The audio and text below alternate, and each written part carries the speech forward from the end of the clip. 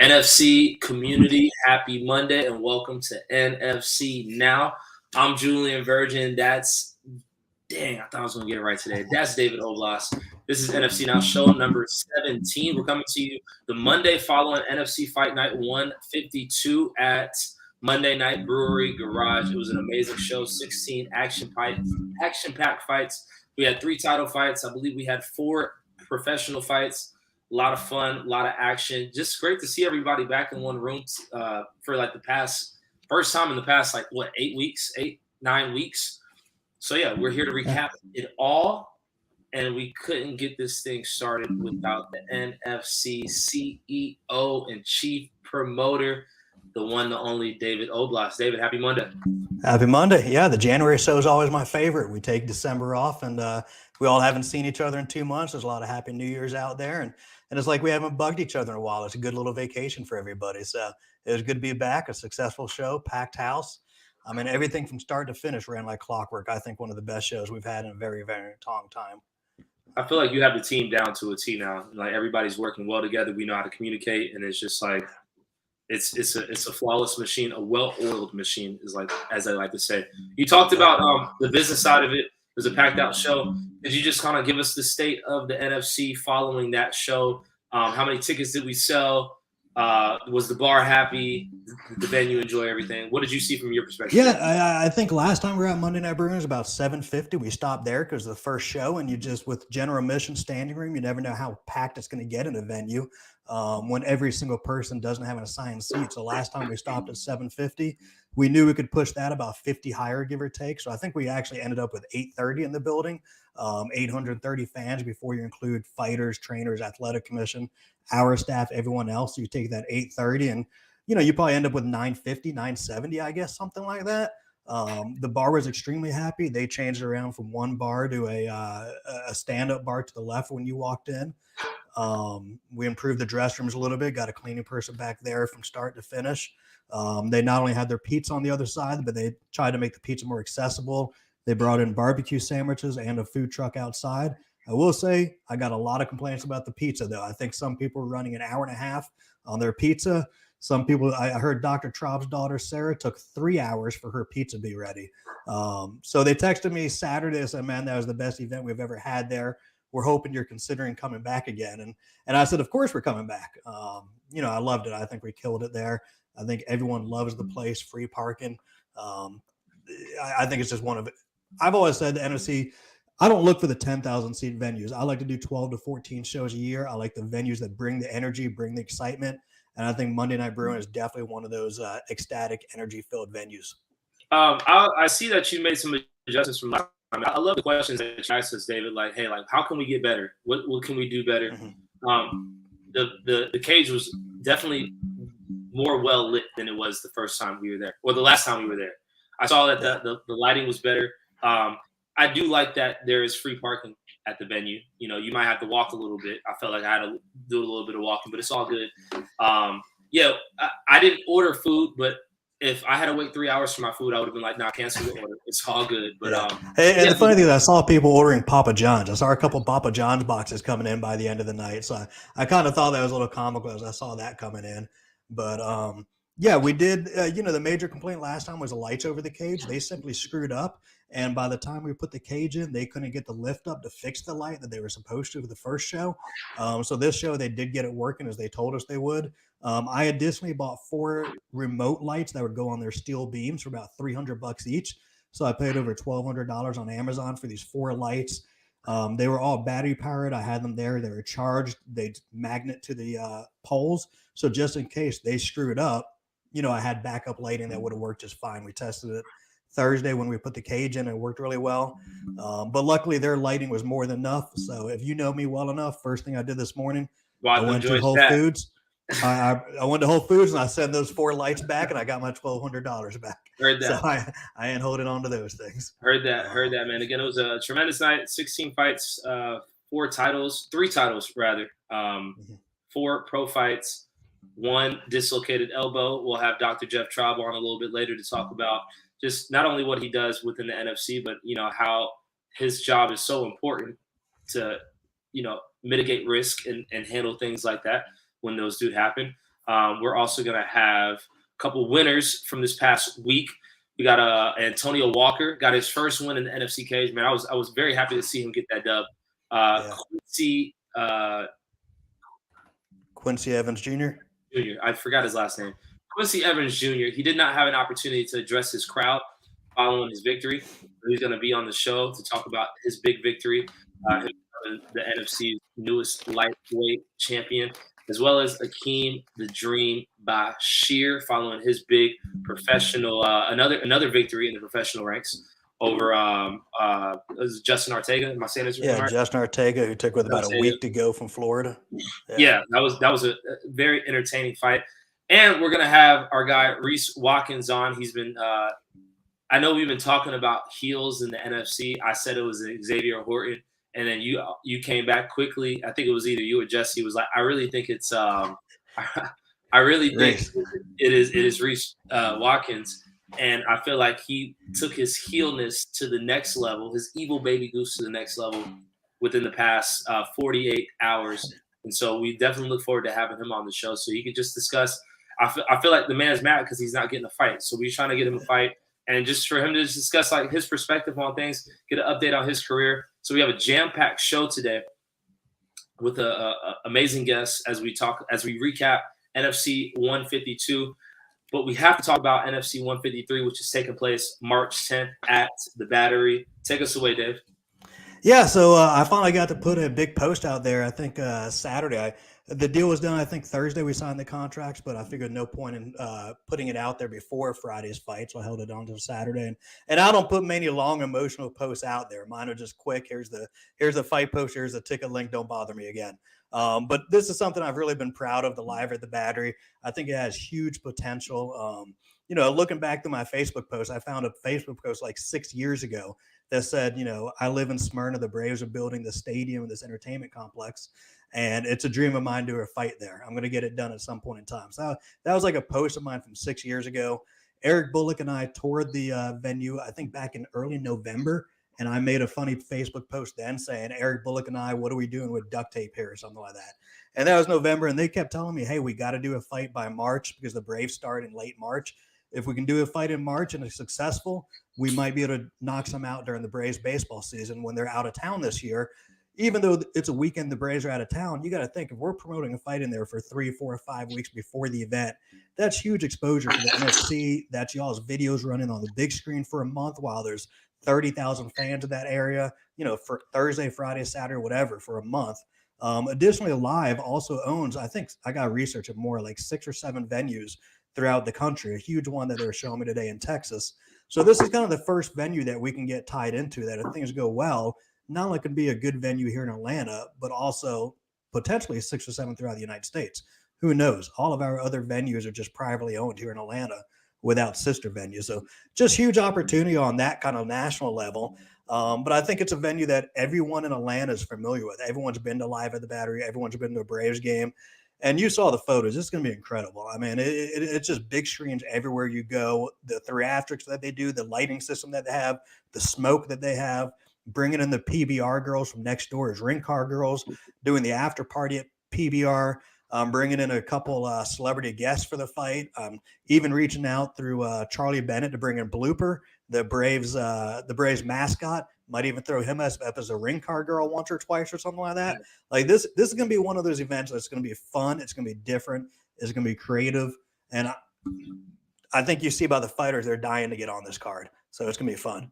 Dying to get on this card. And I just got to correct you real quick, man. You keep saying if this goes well, if it goes well. Yo, every NFC show damn near really, really always goes well. So, like, we know we're going to knock it out the park. And these next couple of shows and events that we have leading up to it, the jiu-jitsu shows, and even this past show, NFC 152, man, this is just these are all, I don't want to say test runs, but this is just us continuing to sharpen our blades so that when we do get in front of quote unquote company, you know how people say, like, when you get in front of company, when we get in front of company, man, we're not going to embarrass you, man. So, definitely excited for this card. There are a couple people from Live at the fights at Monday Night Brewing. They're like, wow, this is an amazing venue. Your announcer's amazing. The ring car girls, the walkout, the production on the big screen.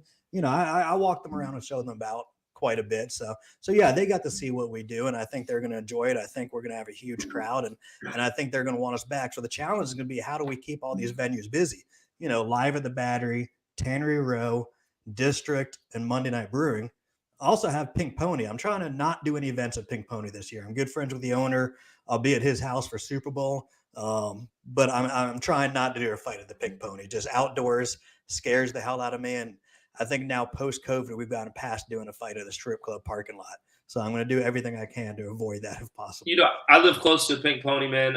Actually, there's like a Brookhaven like walkway right behind it, and I was walking over there, and I walked right past it, and I thought about, that was still a very fun fight card. It was different. It was unique, and I feel like sometimes you have to throw in those wild cards just to kind of keep things loose. And so I wouldn't necessarily. I'm not the one cutting the check. I wouldn't write off Pink Pony. Yeah, but just imagine like a Pink Pony in like September or something, And not only that, Pink Pony is the only venue we have that has the ability to go to 1,500 fans. When we had Clay Harvison fight there, when we had Bolo fight there, those are two guys that are enriched in Atlanta and two guys that have grown up around strip clubs, Bolo and Clay Harvison. So they were the perfect card at the Pink Pony. That weekend, I think we did in the spring. It was coming in for that week. It was just beautiful weather. It was like 80 degrees, partly sunny, and it was just beautiful weather. No chance of rain in the crowd in the forecast. So we probably had 1,600 people there, and that went down as the biggest fight night we've had in years. I mean, that's 2 center stages. That's 2 Tannery Rows. That's 2 districts, 1,600 people. So, I'll joke about the Pink Pony, but that's definitely going to stay in the mix maximum once a year. So. Indeed. Ladies and gentlemen, boys and girls, welcome to NFC Now, show number 17, as we recap NFC 152, talk about NFC 153, possible venues that we have coming up. Y'all definitely go ahead and drop a comment. What is your favorite venue that the NFC visits? What venue would you like to see us visit? What fights would you like to see happen? What was your favorite fight from this past weekend? I feel like this is a good place for us to kind of lean into now. Our sub of the night, KO of the night, fight of the night, and all those different types of things, man. So Jesse is unable to come on here, but he was kind enough to let us know his picks for sub of the night, which goes to our guy, Antonio Walker. He'll be on the show a little bit later. We'll talk to him and give him his flowers as Antonio Walker submitted Kevin Cuevas in the first round of their bout. Definitely, I was excited. His flowers as Antonio Walker, and happy to see him.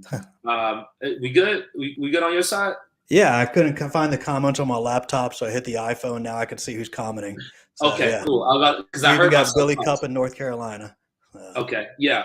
So Antonio Walker with the submission of the night. He had a Americana over Kevin Cuevas. Our KO of the night was Ronald Humphrey over Xavier Horton. Ronald Humphrey is scary. I just want to put that out. Ronald Humphrey. We saw him with Arias in South Carolina and Tennessee when we were there, and we saw what he did there. And we've been trying to get him for a while. This was the first time, and we knew the fight versus Xavier was going to be explosive. I think everyone is picking Xavier Horton might run out of gas in rounds 4, give or take 3 or 4. Man, it's shocking it never even got to that point. I mean, Ronald Humphreys is a big, strong, scary guy.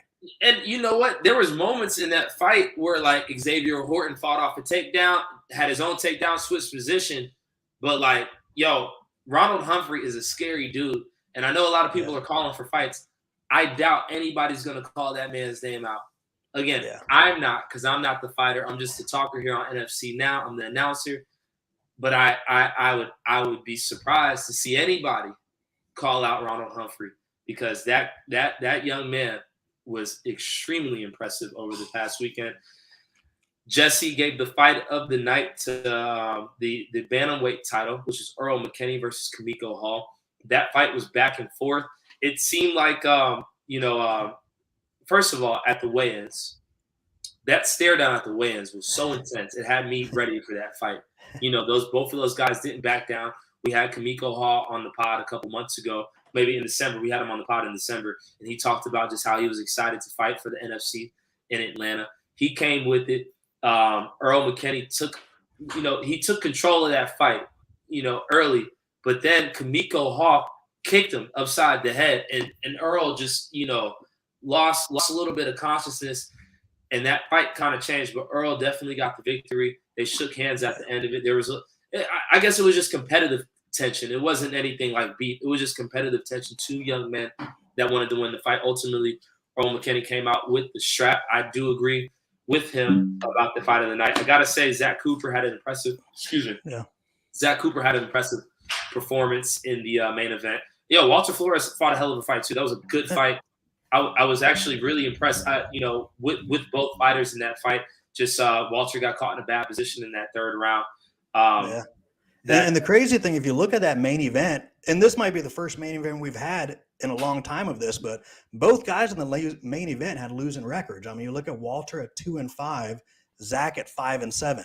I don't think I've ever seen an NFC main event of two guys with losing records, but it's just crazy how that worked out there. They're both hell of a good fighters. They'll both be back, but it's so weird to have a main event and two guys with losing records. Just shocking. And for me to read it out too, I think it's always something like when I'm reading out the cards, and let's just say if a guy doesn't have any victories or his record is very lopsided, I always say and I learned this from Jose, just don't say the guy's 1-5, just say he's a 6-fight veteran. You know what I'm saying? I was about to ask how you did read them out because I didn't pay attention. Yeah, did you read out records? With both of those guys, I did read out their record. Okay. When Walter fought in the main event for the Tannery Row fight, I did not say his record. I just said he's a 6-fight veteran because he came into that fight 1-5. But this fight, he came in 2-5, and I just wanted to,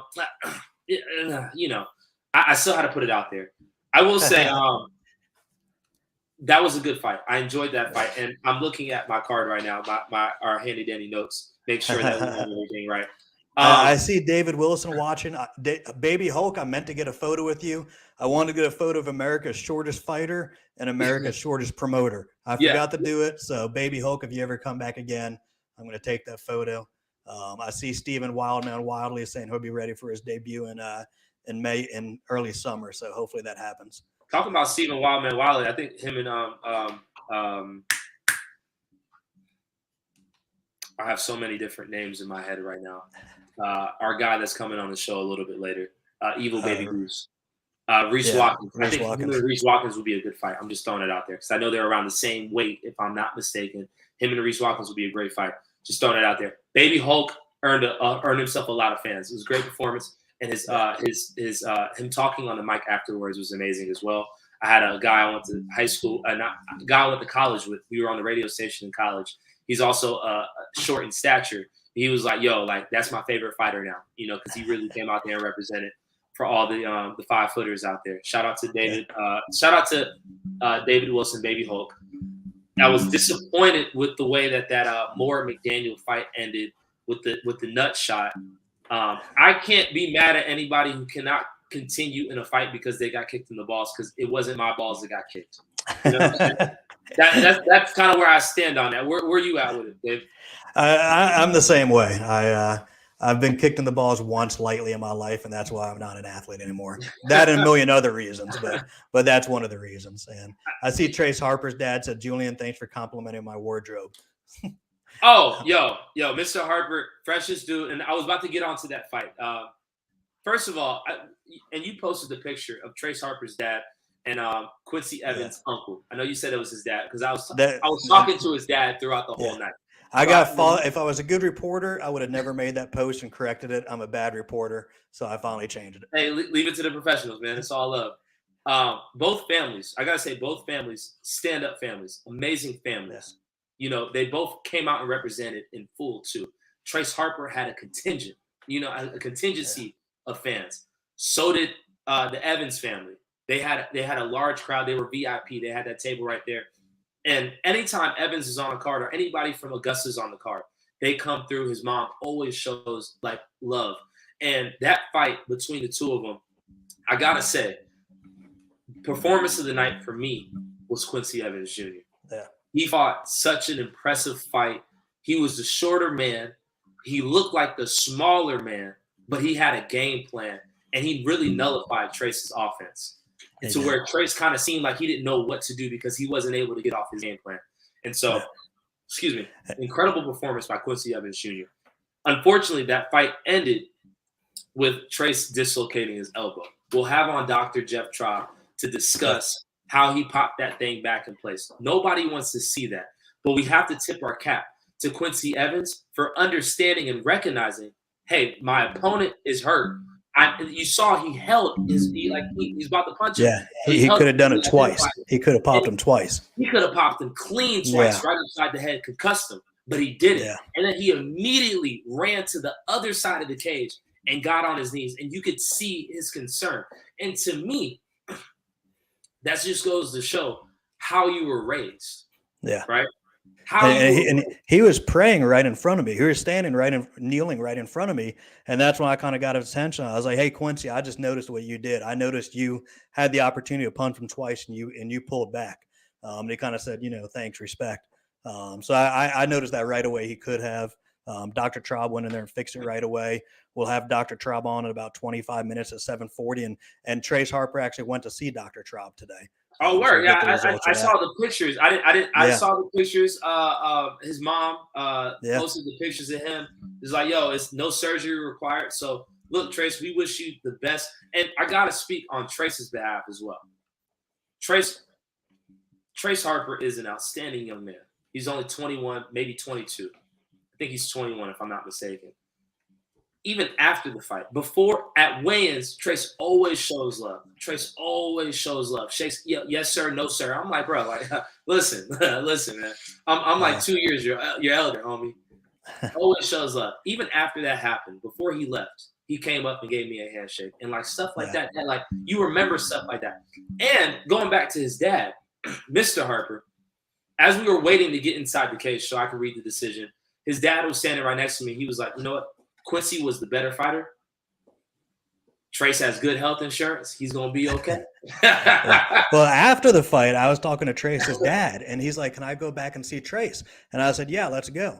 We need to go now. And I was bringing him back there, and he wanted to go. He wanted to wait for Quincy to come out of the cage so he could say good job to him, and he wanted to wait for Quincy's family so he could congratulate them. And I'm sitting there, I'm like, dude, you wanted to go back to see your son. Let's go. It's time to go.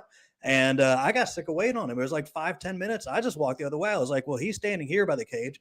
Dressing rooms are right there. He's going to figure out point A to B, but I got to do something else. So I told the security guard, hey, when that guy wants to come back with a cowboy hat, let him in to see his son. But he want to go back till he congratulated Quincy's family, which is pretty cool. Which is that. I mean, that's ultimately what I can't speak for the NFC, but to me, from the outside looking in, that's what it's about right there. Yeah. Look, and that's why we have these people back. That's why Quincy would come back, Trace would come back, and everyone else that's good people would come back, and we're finding different matchups and fights for them. And the guys that are paying the ass scumbags, we're just not going to be in a rush to bring back. It's exactly, especially if you ain't selling no damn tickets. You know what I'm saying? Come on now. Again, ladies and gentlemen, welcome to NFC Now. Y'all definitely go ahead and drop some comments on your favorite part of NFC 152 this past weekend. What your favorite venue? What you expect to see? What happened? I'm trying to think. I know there's been a couple comments of people that are waiting to see Reese. Oh, okay. Shamel Finley just commented he's here for Reese's shenanigans. I'm ready for it too. Just a couple of things. But a couple of things before we get to it. Just a couple more things. I just want to make sure that we highlight everybody. Our guy DK Brewer got a big win over John Smith. Was it John Smith? No, not John Smith. It is DK Brewer versus James Smith. James Smith. Excuse me. James. Yeah. J&J. DK Brewer, impressive win over James Smith. After the fight, I will have to say, DK was supposed to go in with elbow pads. I messaged with him about 20 minutes ago. He forgot his elbow pad, so that fight changed from advanced amateur Muay Thai where you can throw elbows with pads to that turned into a fight where you could not throw elbows. And that happened. DK Brewer apologized. He doesn't know how that happened. He said he said something to Blake at the beginning of the fight. They asked James, and they just rolled with it. But that literally happened as James was walking into the cage. Yeah. And like that, I was with Blake Grice. DK was already in the cage. James was walking in. Like that change happened, and like I was thinking about that because that changes the game. That changes the rule set. That changes. If I had known about it that time, I would have preferred someone ran to the glove table from Sean Corning and grabbed elbows to throw on DK. Once I found out about it afterwards, it's not right that we changed the rules. That should be a 1 or 2 minute pause. Hey, we need elbow pads. That's the way they trained. I would have felt more comfortable with that too because that kind of threw off James a little bit. He lost the fight fair and square, but it changed. Like I'm sure when you train for something, a little small rule like elbows makes a big difference. That was a good fight. Got to shout out DK on that one. The Drew Ball Giovanni Butler fight was an amazing fight. I really enjoyed that one. Giovanni Butler ended up getting that victory. I believe that was via unanimous decision. That was a great fight, though. I saw Giovanni Butler and Travell Miller maybe talking about a possible fight. Again, we'll have on Reese Watkins to talk his shenanigans and how Travell and Giovanni and Nathan Rivera all got into it. The Cash Howland fight ended via a legal knee. Yeah, illegal knee or illegal strike while he was on the ground. No contest because Cash was getting in Howland, if I'm not mistaken, before the illegal knee was thrown. Mirzad Freeman via split decision. Bell and Harner. Harner had a great crowd. Agee got Cornegay. Watson knocked out Karibe to open the night. That was a great knockout. Okay. Shout out to my man Gary Bai. But my man Watson knocked him cleaned out, and Dye got his victory via split decision over Gutierrez. So amazing fight card, NFC 152. Shout out to all our winners. Shout out to all our competitors. And shout out to you for watching NFC Now. This is show number 17. I'm Julian Virgin. Damn, I keep messing up. That's David Oblas. This is NFC Now. Coming up on the show, we got Evil Baby Goose, a.k.a. Reese Watkins, joining us here live on the show. Let's get him in. Yeah. What's up? Ooh, got the hair and everything, bro. What's going on, Reese Watkins? I just finished training, just got the sauna, so I'm getting my eyes. Man, first of all, thank you for taking time to join us after training. Thank you for having me. And I lost my voice at the fights, so it's still coming back. Me too, man. Me too, brother. I'm still on the road to recovery, man. Who were you yelling for or against when you were at the I lost it when Ron fought Xavier. So I saw your post. You had the Raven Simone post, watching your opponent get beat up, watching your nemesis get beat up, man. We'll start right there. You and Xavier Horton. I was at the fight where Xavier called you out after his first fight. Is that where this beef all kind of started? Man, it started because I saw that he was fighting Roberto Sosa, on short notice, right? Berto stepped up on short notice. So we were all joking, like, oh, that dude's soft as hell, which he is, as a matter of fact, if you say, like him saying he's not, is to my intelligence, right? And so I'm like, oh, you're saucy. It's not like it's a super big deal right now. Like, y'all don't test, the commission doesn't test. So it's like, oh, well, fuck it. So he took it to heart. He was on my DMs, messaged me and shit. I'm like, okay. So I grew up like a younger sibling, so I'm good at annoying people, right? This is what we do. So he took it to heart, and he gets his one little win, and he's like, Reese Watkins, fuck you, all that. I'm like, okay, bro, get good, then we can fight. So that's just where this all started, and he just take everything so personal. I don't know how you're in the wrong damn sport for that shit, but you want to take shit personal, you fuck around and find out. And he fought Ron, and he fucked around and he found out. So it is what it is. Indeed, he did F around and he did find out. That was very impressive. No. I choose not to cuss on the show. My daughter's around. You can say whatever you want to say. This is NFC Now, a safe space for fighters to express the way that they feel. Okay, ladies and gentlemen, Reese Watkins joining us here on NFC Now. Following let's just say what do they say, Kanye? A Twitter rant. Not a Twitter rant, but your Evil Baby Goose page, man, is really Instagram gold for me. I could stroll through there. I was strolling through last night at like 3 a.m. and I saw you just went in on calling people out. To me, you were poking people in the chest. You were just like, hey, yeah, man.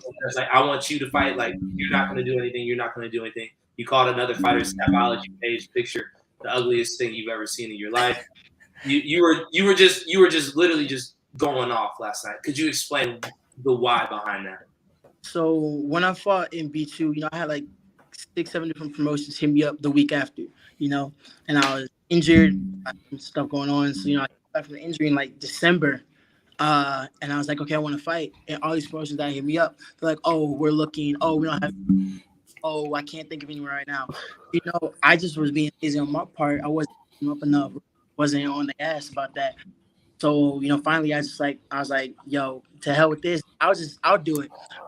It's not on the shade to anyone that that runs a promotion. Like, it's not shade to y'all. Y'all have a lot of shit to do. But I'm like, word, I can go find my own matchups. So I was on Tapology for like a good 90 minutes, and I was just looking at names. If they met a certain criteria, had a certain number of fights, trained at a certain gym or whatever. I just wrote the name down. I put it in a shared album to share with me and my coaches, and I just wrote down this list of names. I'm like, boom, boom, boom, boom, boom. That matched profiles with names. If I could contact a person directly, I'll contact them or their coach. If I couldn't find like the best way to contact them or couldn't get in contact with them, I'm like, where I'm just gonna poke at you to try to get a response. So someone hopefully will see this and send it to them like, oh yo, this dumbass is talking shit about you. So hopefully gain a response out of that. It wasn't like, oh, I'm gonna be the next Conor McGregor. It's like, yo, my career is stagnant and I'm trying to get the legwork in, go through Tapology, go to the back because go to the end of the rankings because I'm trying to make a pro debut. Can't just jump right to the front and just go through the list and just wrote down. I didn't keep up with all the comments, and I appreciate you doing that. I actually like it. It makes my job and Jesse's a little bit easier. But did any of those guys reply to you in any positive ways? A couple. I had one dude out of Goat Shed. I got in contact with him directly, and because I know his last opponent pulled out day of the fight. And he was struggling to find an opponent. So I'm like, yo, bro, let's just fight. No bullshit, no beef. Just you can't find a fight. I can't find a fight. Boom. And he was like, word, let's just make it happen. And I'm working on that right now. We're gonna hit up a bunch of different promotions for that. But all of that was just, man, I forgot what was the question. I asked you if you had any luck with that post, and any of those guys replied to you.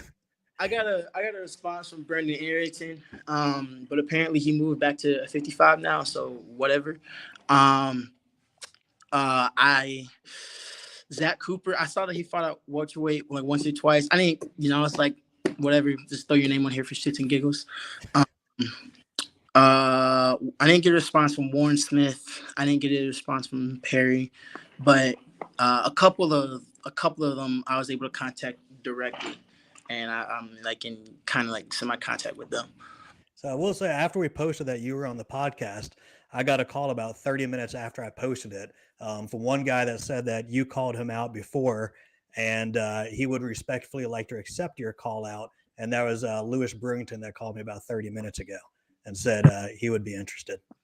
Bro, I was just training with Lewis this morning, dog. He called me like 30 minutes ago. He said he would respectfully accept your call out from months ago. I would too, but that's out of my hands because he comes through. So he trains with so many people up here. I asked him about that, how it happened. Because he just told me at the fight last week he wouldn't fight anyone from AT Team or all the other gyms that he trained at. So I said, you just told me that Friday. He said he'd just avoid Lima's gym for the next 2 months. It's not even like it's another like ATT out the state. Like ATT has fought ATT before, or hell, even guys from Coconut Creek have fought each other. But that's a huge gym, so it's not like I'm fighting another guy from a ATT out of state. That is, I see Lewis every couple weeks, so I'm not sure how that would make things around the gym. And then the last time that shit happened with Jared and Doug, that shit was not pretty. So I'm not sure how that would go. So, I mean, I'll have to talk that over and see what that's about.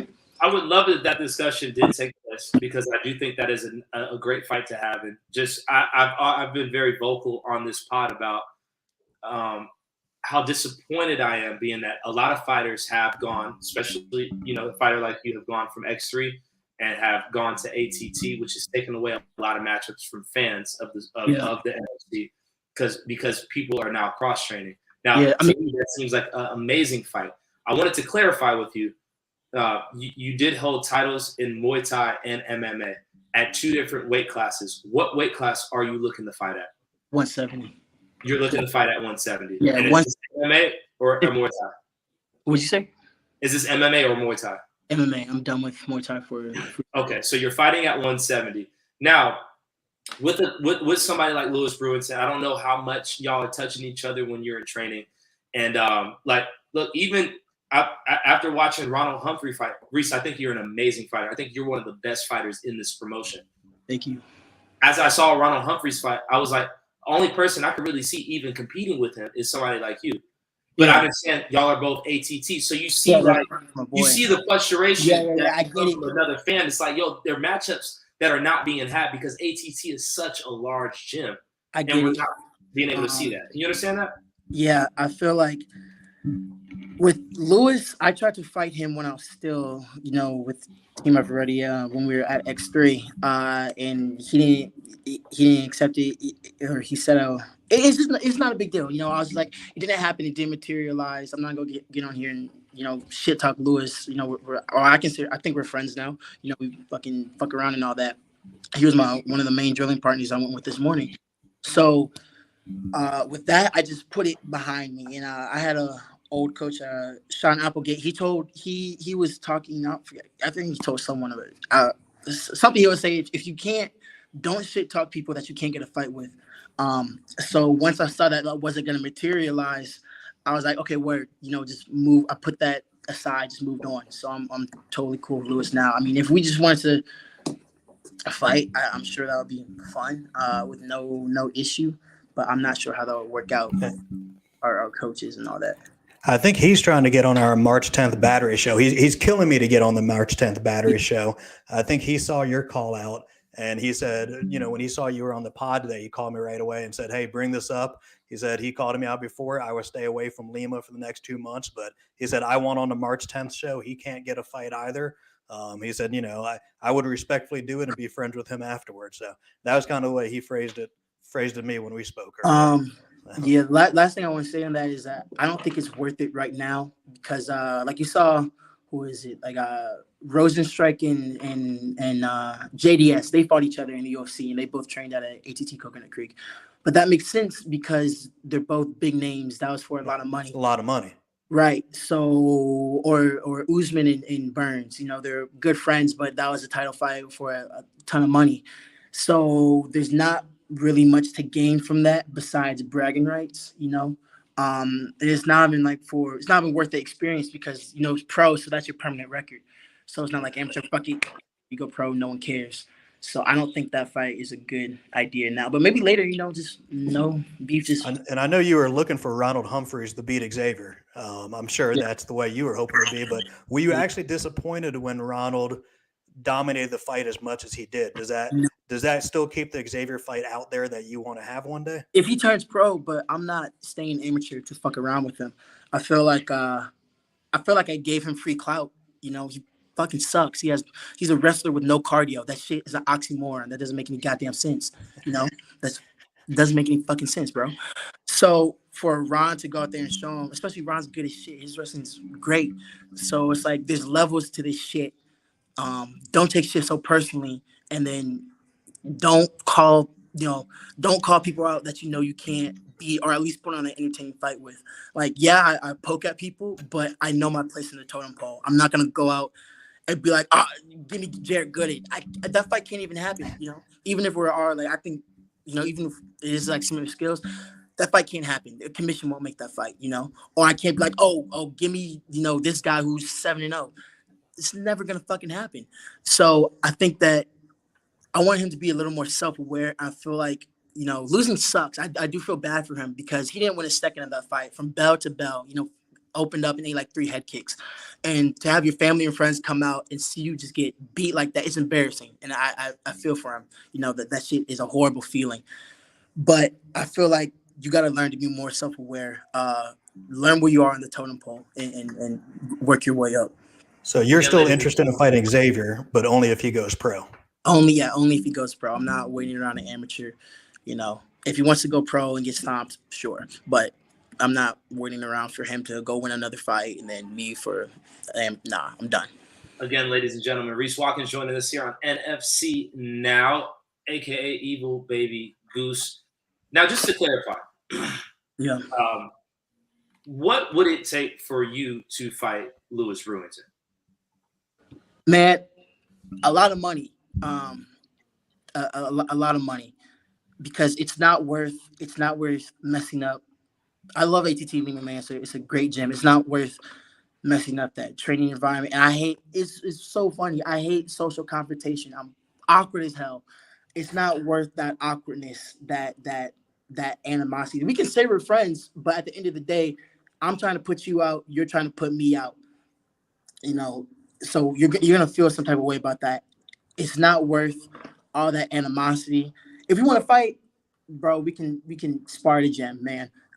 But to put that out there publicly, that's kind of annoying, and it doesn't, to me, especially for a guy that came from boxing. I don't get it.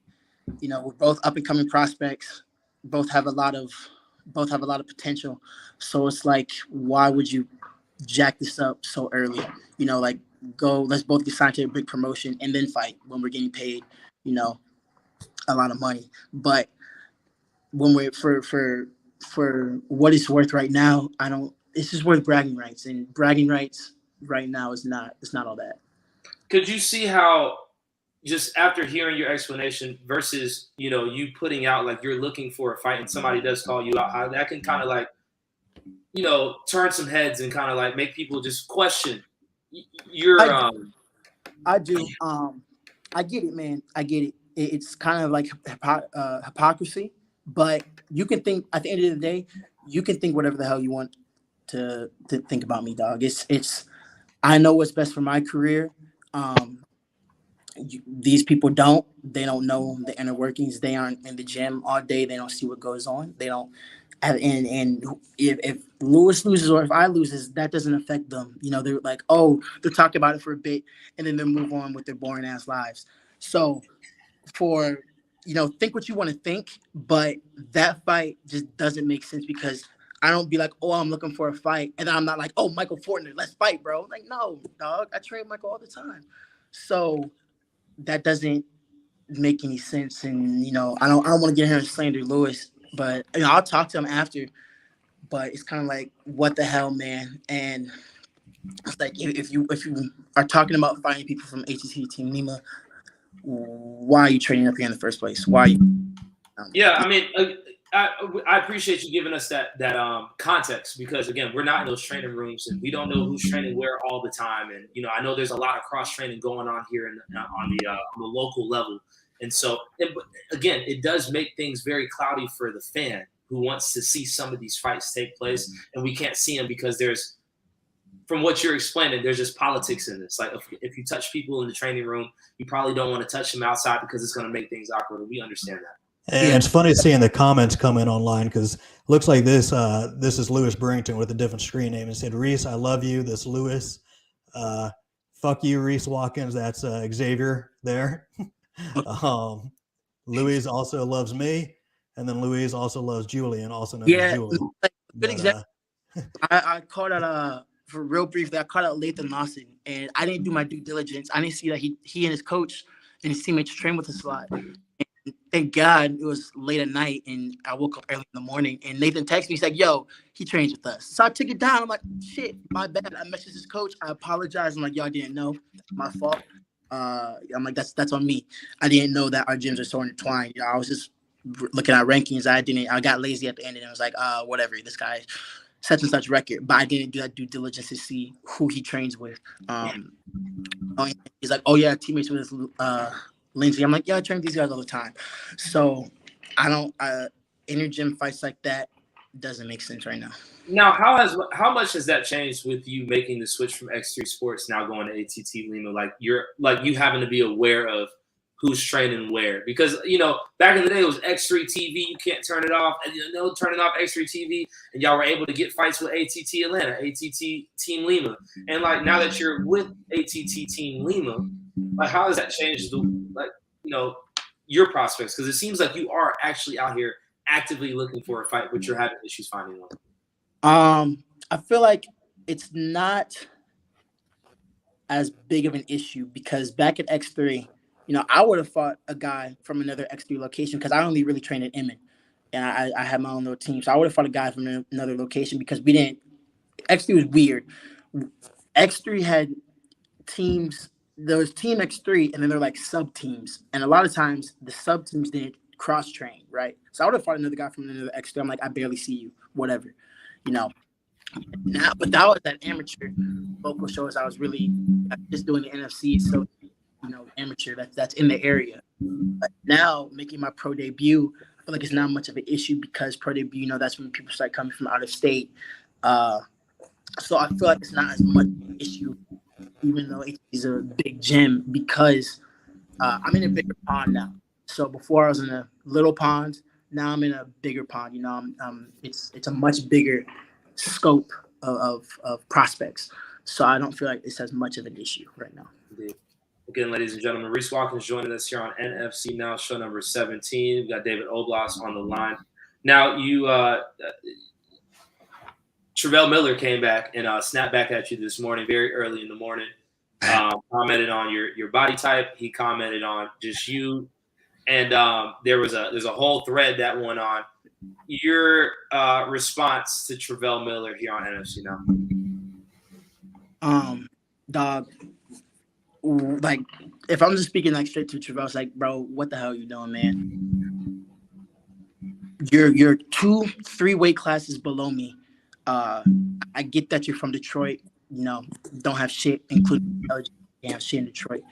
But it's like, bro, we're not even remotely close in weight or skill, or how we may be close in record, but it's because the dudes he's fought, except for TJ and then that last dude from ATC Atlanta, have been fucking ass, have been horrible.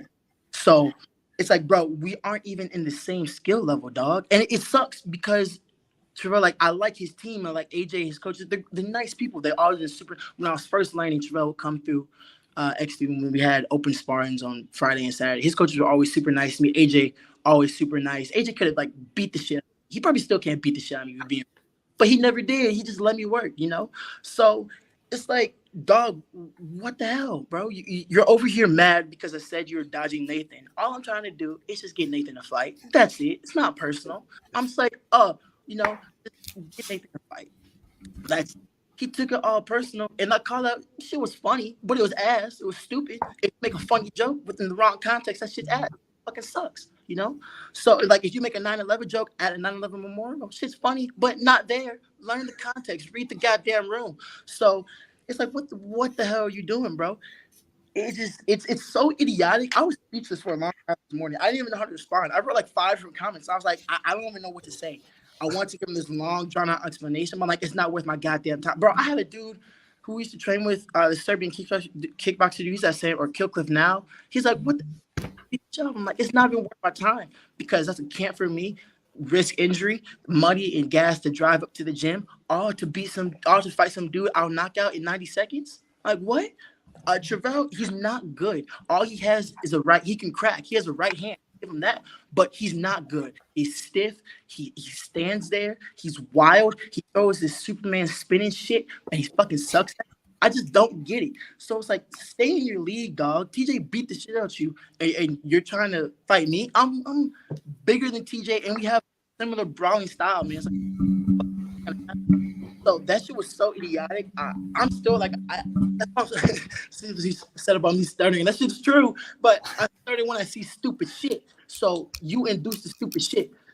So I can't even form a coherent thought because it is so subpar. Like, that man had to have at least a 3-to-1 student-teacher ratio or teacher-student ratio in school.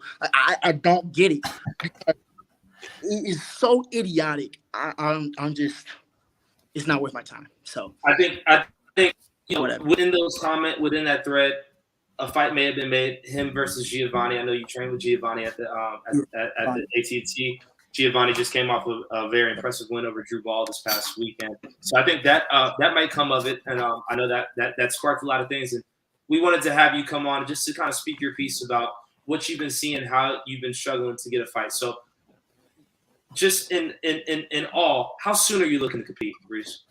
I may have something lined up in March on Fight Pass, or I may try to get something. I mean, I'm gonna send Jesse some names and some matchups for March 10th at the Battery, but March, I'm trying to get on for March, April at the latest, March, April at the latest. So soon. David, too long. I'm gonna ask you this question, Dave. How intriguing would it be to not only just the fans, but to the ticket sales to have Reese Watkins on that March 10th card?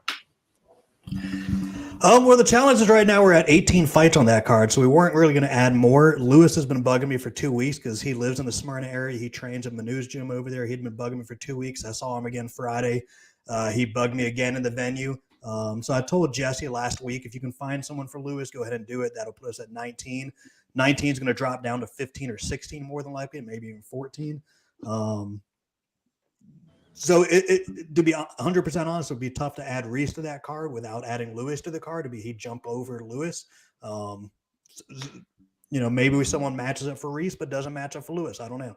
It just depends on who we get an opponent for, really.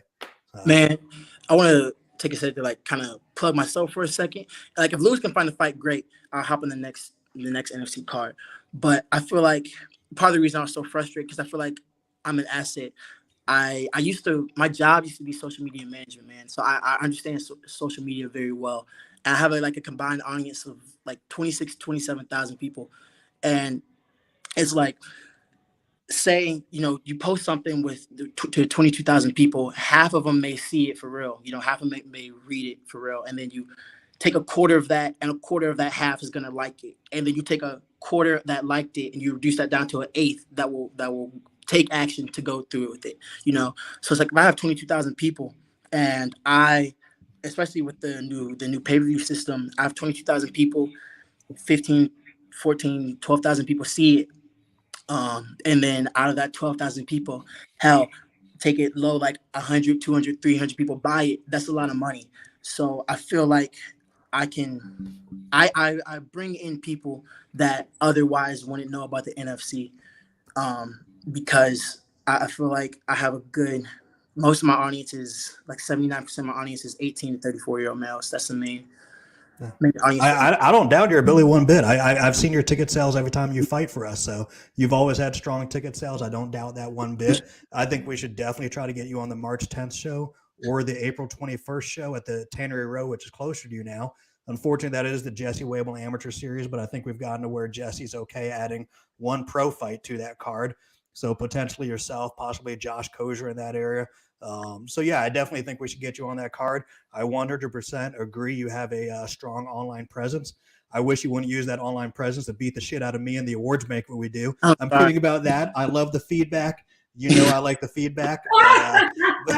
But yeah, you do have a good fan base, and I'm not going to shit on the fan base. And wherever you fight, I'm sure that fan base is going to continue to grow and grow over time. Yeah, man. I just want to. Yeah, well, I guess. Reese Watkins, before we part ways today here on NFC Now, man, we want your final thoughts. What do you want to leave the entire NFC community with, as well as David and I? Don't take shit so personal. You're on the wrong sport to be taking shit so personally. I don't understand how we can sit back and watch an NFL game, in a NFL, NBA, where they talk shit to each other all game and then are cool after. We're in a sport where we can physically fight people, and MMA is weird, even though it's a combat sport, has the softest skinned individuals where I've seen. How fucking water polo players, volleyball players talk more shit and don't get offended. It is not that fucking deep, bro. It is not that deep. All I'm trying to do is just put my name out there. I don't fucking hate anyone. Just don't take shit so personal. Grow a pair, grow some skin. Stop being little bitches. Grow up. I'll agree with that, but not as forcefully. I will say this sport has some of the strongest physically people, but when it comes to dealing with them at times, only at times, some of the mentally weakest people at times. So I second what you say without being as emphatic about it. I agree with you there. Reese Watkins, with that being said, man, thank you for just joining us and being so open and honest and candid about the way that you feel, how you're looking for a fight, different fights that are possibly on the table, and how soon you look forward to getting in here. You are an asset to the NFC and an asset to the show, man. Thank you for joining us. We look forward to watching you next time you hop in. Thank you, guys. Peace.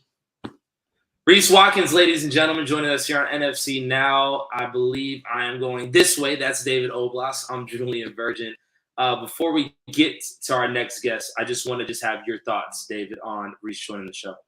I think that's the Reese we expected. Reese likes to talk. He likes to talk shit. He likes to call out people. It was the Reese that we expected. I was hoping we get a little more favorable answer about Lewis, like, hey, let me talk to my coaches. Let me get back to you, this or that. I think he pretty shot it down emphatically. So yeah, like we've talked about before, that the great thing about ATT Team Lima is they've got a lot of fighters. They're putting out a lot of fighters. They have a good fan base, etc. But like we've alluded to in the past, the bad thing is it's hurting some matchups here in Georgia that people would like to see. When you see one guy growing up and you see another guy, you want to see them go off versus each other. We want to see Georgia versus Alabama every year in the SEC championship game. These are what we want to see. Not being a dickhead promoter, just seeing our job is to put together fights the fans want to see. And we can put Reese versus South Carolina guy, and we can put Lewis versus a guy from Kentucky. But the people want to see Lewis versus Reese and other local matchups. If Lewis versus Reese was to happen, in my humble opinion, I know we have Mike Wilson and Devontae Sewell headlining that next card, that would push that to the co-main. And if I had Reese to pick Watkins, a fighter, Lewis, if gambling was legal here in Georgia, I would personally take Reese Watkins. I think he's 5-1, 6-1 as an amateur. I think Luis was like 7-4 as an amateur or something like that. 8-5. He's 1-1 as a pro now. My money would be on Reese Watkins. But if it doesn't happen for NFC right now, hopefully, like Reese said, it does happen for a bigger promotion because I'll buy the pay-per-view or I'll tune in and I'll watch it. No, I got to ask you this question because Reese said if you threw him a boatload of money, man, would for a fight like that, which you just said is a big ticket fight, would you make concessions to make sure that these guys are compensated fairly in order to make that fight? Yeah, absolutely. I mean, we did Doug Usher versus Jared Gooden, and they got more than the normal pay. We've done more than normal pay for other guys. So I mean, if it did take that, if they both threw me a number, I'd do my best to hit that number or come close to it. It depends on what that number is, obviously. Depends on who else is on that show. So it depends on a number of factors, really. But I would love to see what the comments are looking like right now. If y'all want to see that fight again, we're not pushing anybody to get into the cage. I personally would love to see that fight. David, you seem like you would like to see that fight. Reese seemed like he did shoot that idea down. Lewis bought it up. I think that fight would easily headline any NFC show. And if NFC is supposed to go to the Battery on March 10th, we would make the video over Reese versus Lewis if that fight was to happen. And that would be one of you talk about that Doug Usher, Jared Gooden fight being the fight of the decade. This would, very much so compete with that. So again, we're not here to make the fights. We're here to just talk to the people about what they think is interesting and everything about that. So again, ladies and gentlemen, welcome to NFC Now. Coming up next on the show, we are going to be joined by Dr. Jeff Traub, who, if you can break it, he can fix it. And he fixed it today with Trace. He fixed it Trace today. Harper. And Friday night. He fixed it today and Friday night. So without further ado, let's go ahead and welcome the man with the plan, Dr. Jeff Traub. What is up? Happy Monday, brother. Happy Monday. How you guys doing? Yeah. Man, Taylor, man, good to see you. We tried to have you on a couple weeks ago, man. We got Dr. Harazati on. Harazati. He was an amazing guest, one of David's favorite guests. But now today we have you, especially coming off of a very busy fight night this past Friday. So I think before we do that, I think we should show the video. I think Dr. Traub's been a guest we wanted to have on for a while. Not only is the top orthopedic surgeon in Georgia, according to Atlanta Magazine, owns 3 clinics and one of the 5 athletic commission members. But I think it was kind of cool now because this Friday, I think a lot of people saw from my post kind of what he did this weekend. So let's kind of show the Trace Harper fight and then have him walk us through that. Got his hands together. Yep, got the lock. Got the leg hook. Big slam. Right in front of us. Oh, my God. Oh, my God. Oh, my God. His arm is broken. broken. Oh, my God. Oh, my God. This fight is officially over, folks. Yeah, that fight is stopped. That happened right in front of us. That happened right in front of us. That was nasty. His hand. So you kind of analyzed that right away of what it was. Within 30 seconds, you were in the cage, fixing it, putting it back in place. Kind of describe the process there. Well, I mean, part of it comes with experience. I've been doing this for 30 years now and been covering high school football, boxing, MMA, just sports medicine in general. And I've seen several elbow dislocations, and right away, as soon as it happened, you can tell that it was either a break or a dislocation. As soon as I got into the cage, you can tell it was a dislocation, just by the way it looked and the way it felt. And as with any dislocation, the first thing you need to do is try and put it back into place, because there's neurovascular status, there's the nerves and the arteries that obviously sustain some damage, as well as ligaments at the dislocation. And the faster you can pop it back in place, the better chance you have of not sustaining any permanent damage. And when you were about to pop it back in, what was that conversation like? Did you tell Trace, hey, this is about to hurt like all hell, but it's about to be popped back in? Because I saw his whole body shake for a minute. He was hurting really bad with it dislocated. That is a very, very painful situation. Most of the time, I get called into the emergency room to relocate an elbow. I'm not usually there when it happens. Maybe it's the second time it's happened while I was there. But it's easier right then and there to do it, because they have so much adrenaline going, and that kind of, they're just like, just fix it, do whatever. And so I just laid him down, and I just, take a deep breath, and I just pulled on it and popped it back in. And he came to your office today and saw you. What was the result of where he is right now, and what other fighters have come to you since the fight Friday night and today just being Monday? Well, Trace, we got x-rays of his elbow, and everything looks perfect. He did not break any bones. Obviously, he injured some ligaments in his elbow, but the treatment for him is going to be non-operative. We're going to treat him conservatively. We're going to treat him in a splint for 2 weeks, and then get him into an elbow brace and start range of motion exercises. And he should do fairly well. We had two other fighters come in, Zach and Harden. So Zach Cooper, I think you said he broke his hand, correct? Yeah, he broke his second metacarpal, the knuckle on his second finger. What we call a true boxer's fracture. Boxer's fracture is a fifth metacarpal. That's when people do wild punches. If you punch straight on, you can break your second metacarpal. He did that, not displaced. He will not need surgery. He just needs a brace or a cast. He opted for a brace. And Harding, we're going to get an MRI and just assess for further damage. But I did not see any fractures in his wrist either. And that's Michael Harner, I think, from Team Doan that came to see you. Dr. Jeff Traub, again, joining us here on NFC Now. Now, when something like that does happen in the cage, a fighter dislocates an elbow or something serious happens, what are your emotions? I know you said you've been doing this for 30 years, man, but when you're actually called into action after doing whatever you're doing during those fights, what are you feeling in that moment? It's not much different than the crowd. I'm like, ooh, ow, okay, now go fix it. So my first initial thought is like, oh, damn, that's gotta hurt. And then, but just my training is just to go and fix. I mean, like a Marine will run to fighting other people. I run towards somebody injured and try and fix them and help them. And that's just innate in me in the past 30 years that's what I do. Boxing is a little different because you're not allowed in the ring until the refs tell you can come in the ring. Even if someone is knocked out cold, I'm not allowed to jump in the ring until the refs invite me in. MMA is different. They allow me to go in when someone is obviously significantly injured.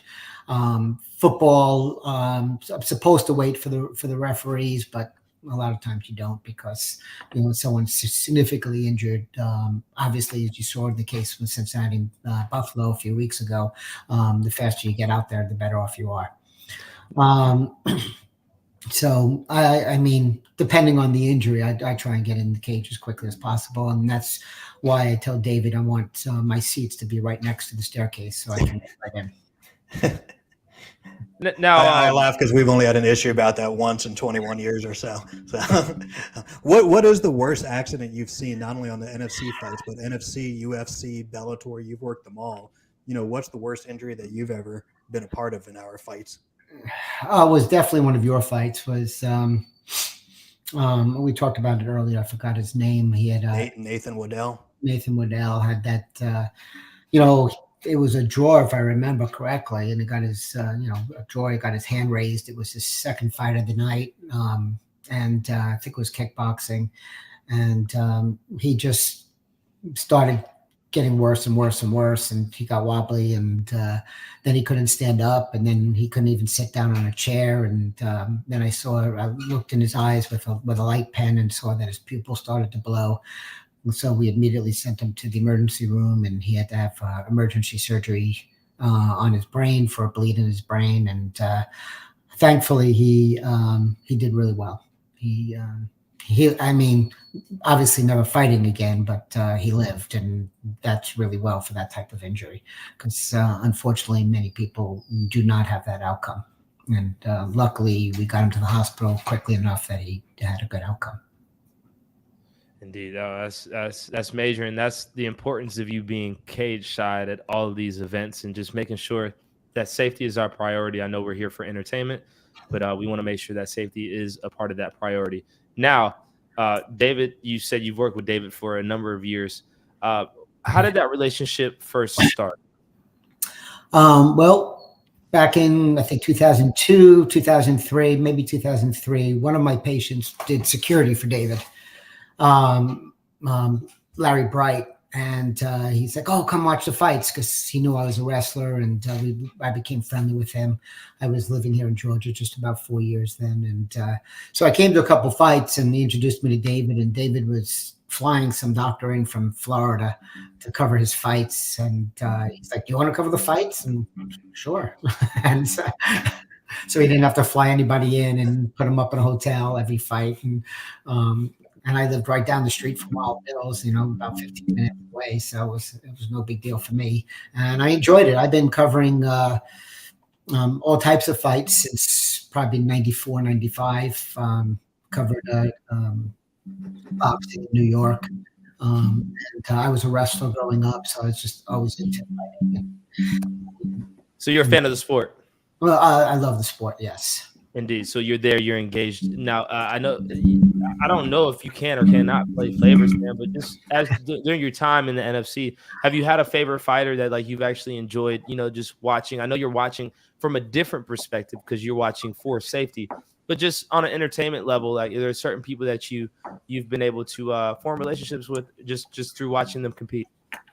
I mean, unfortunately, it's been a lot of fighters, but the ones I take care of. Obviously, the ones I formed a relationship with, the ones I've operated on, the ones that come to my office and I fixed. Obviously, I know them, but I don't play favorites though. I don't. I want to see them do well. I want everybody to do well. I want to see each of these guys make it to the UFC. I want them to make it to Bellator, and I want to cheer for my guy. It's like, I'm also a team doctor for over 20 high schools, and I take care of a lot of football and baseball players and basketball players, and a lot of them go on to college and NFL and NBA and Major League Baseball, and I get to watch them there, and it's really enjoyable to. I call them my kids. I like to see my kids do well and make a presence in professional sports.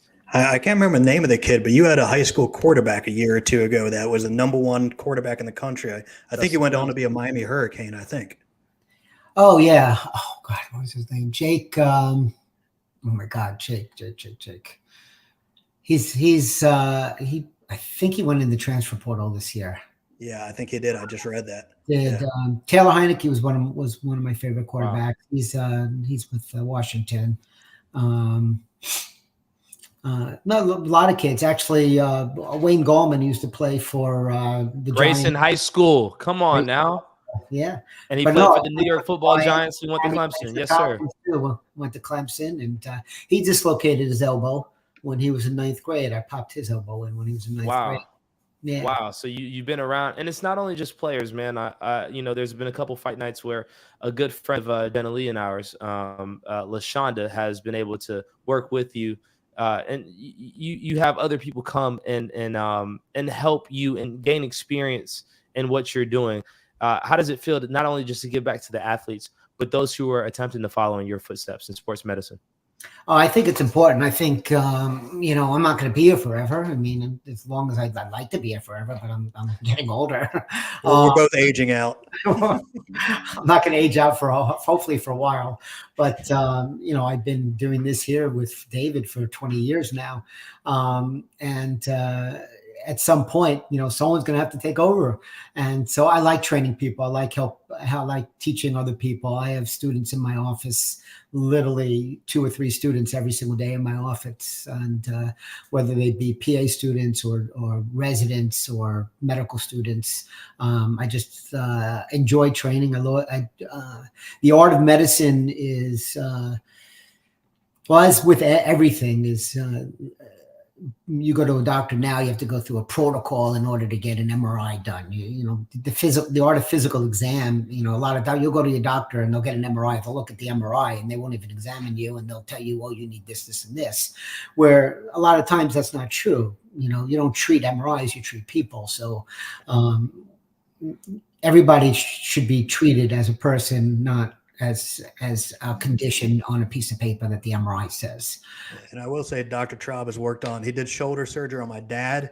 He did shoulder surgery on my mom. His doctor in my office did my back surgery last year. I'm going him Thursday with a new MRI about my back. And you've got a couple comments online. Trace Harper's mom said, the only thing we're concerned about is when he can fight again. One of Trace's other family members said, thank you so much, Dr. Traub. And then a blast from the past, Amy Lynn is watching right now. Oh, she said, Dr. Traub is my favorite doctor.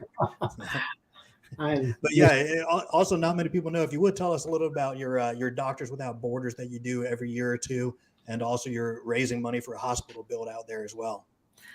So for the past 6 years, I've been going to Nigeria. I go to a remote area in Nigeria, towns like Warri and Sapele, Benin, which is more on the east side of Nigeria. There's an anesthetist friend of mine who grew up there, and he started doing a mission trip out there, and they haven't had an orthopedic surgeon in that area in 15, 20 years when I went. And so I go every year, and hundreds of people are showing up, and obviously I can't take care of everybody, but like this, we raised money. We built I was operating the first few years, and ORs that were built in the 1940s, 1950s, and they were just really poor condition. And we built a couple of ORs there.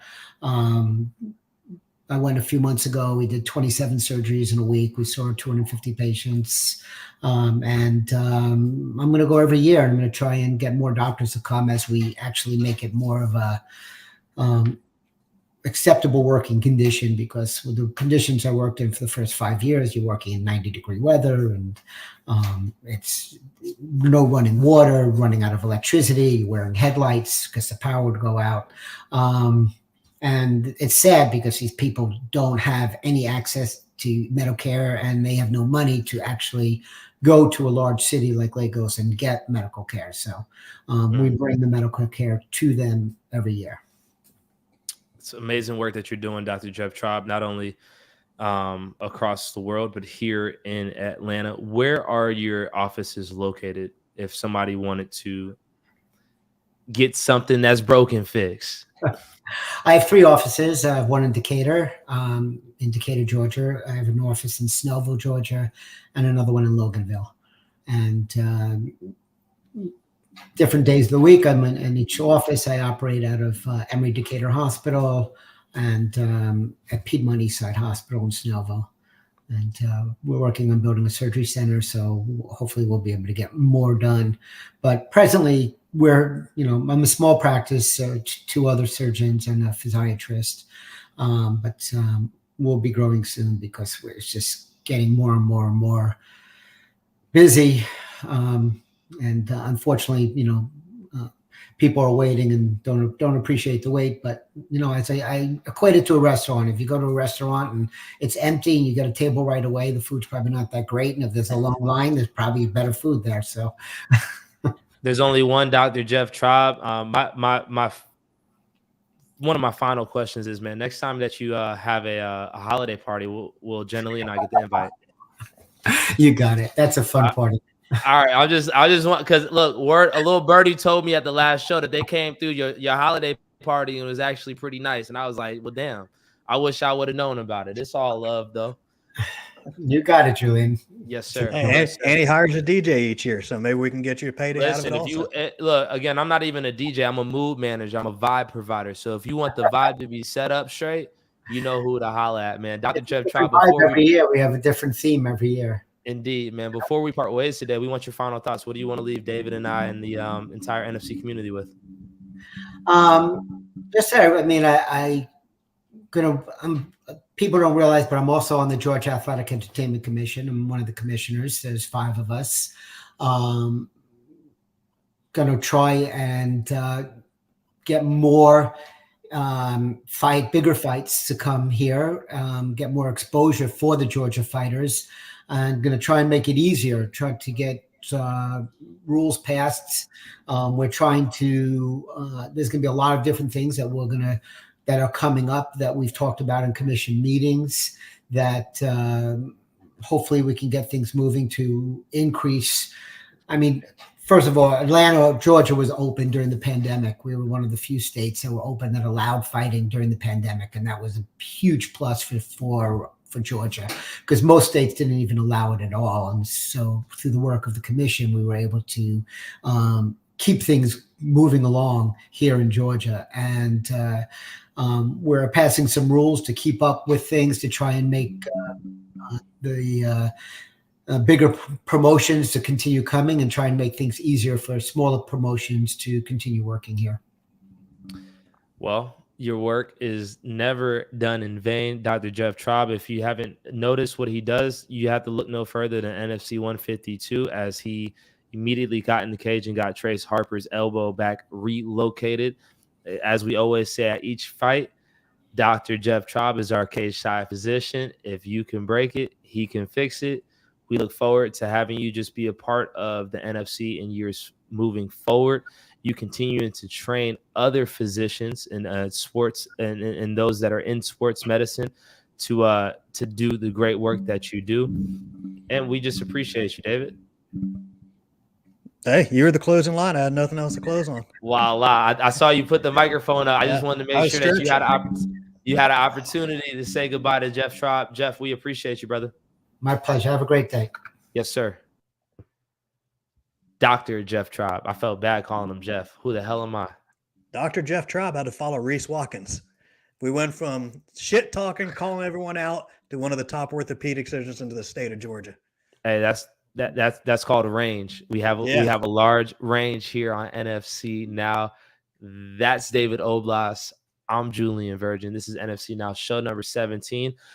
I'm grateful that we did have him on, because I do think, especially after what happened last week, it was important for us to have him and highlight what he does here, and just for the NFC community to just understand the value and the importance of having a ringside physician. That's why we say it each and every show. And it's important that we also highlight our fighters that are on these cards that have big victories after they continue to come back, no matter if they win, lose, or draw, as this next fighter who is stepping up to the plate. The one and only Antonio Walker, coming off of a huge submission of the night victory over Kevin Cuevas, his first victory in the NFC cage. Antonio Walker, happy Monday. How are you? I'm doing well. How you guys doing? No complaints, man. You just doing well after a big victory, man? Come on, man. Share with me the emotions following that win. Man, I'm going to tell you, it hit me really hard, man. Like, when I got back to the hotel, me and my wife, man, I broke down crying, man. She told me, she's like, oh man, I'm still kind of getting emotional from it. She said all the struggles, the setbacks, the lack of support, the place down here where I live at, it's really hard. And just for me to keep getting up every day, knowing I can do this. And then like I told her, I said, it's a few things that I needed to adjust. And one of the biggest things that I wasn't bringing with me in the ring, it wasn't skills. It was confidence and believing in myself. Indeed, you got the big victory over Kevin Cuevas, the submission of the night. I'm sure that boosted your confidence. You said that you know you've had to overcome a lack of support, resources, etc. Would you be able to just explain the lack thereof? Okay. Well, the town that I live in, Albany, Georgia, it has a real bad rep of negativity. Um, Basically crabs in the bucket city.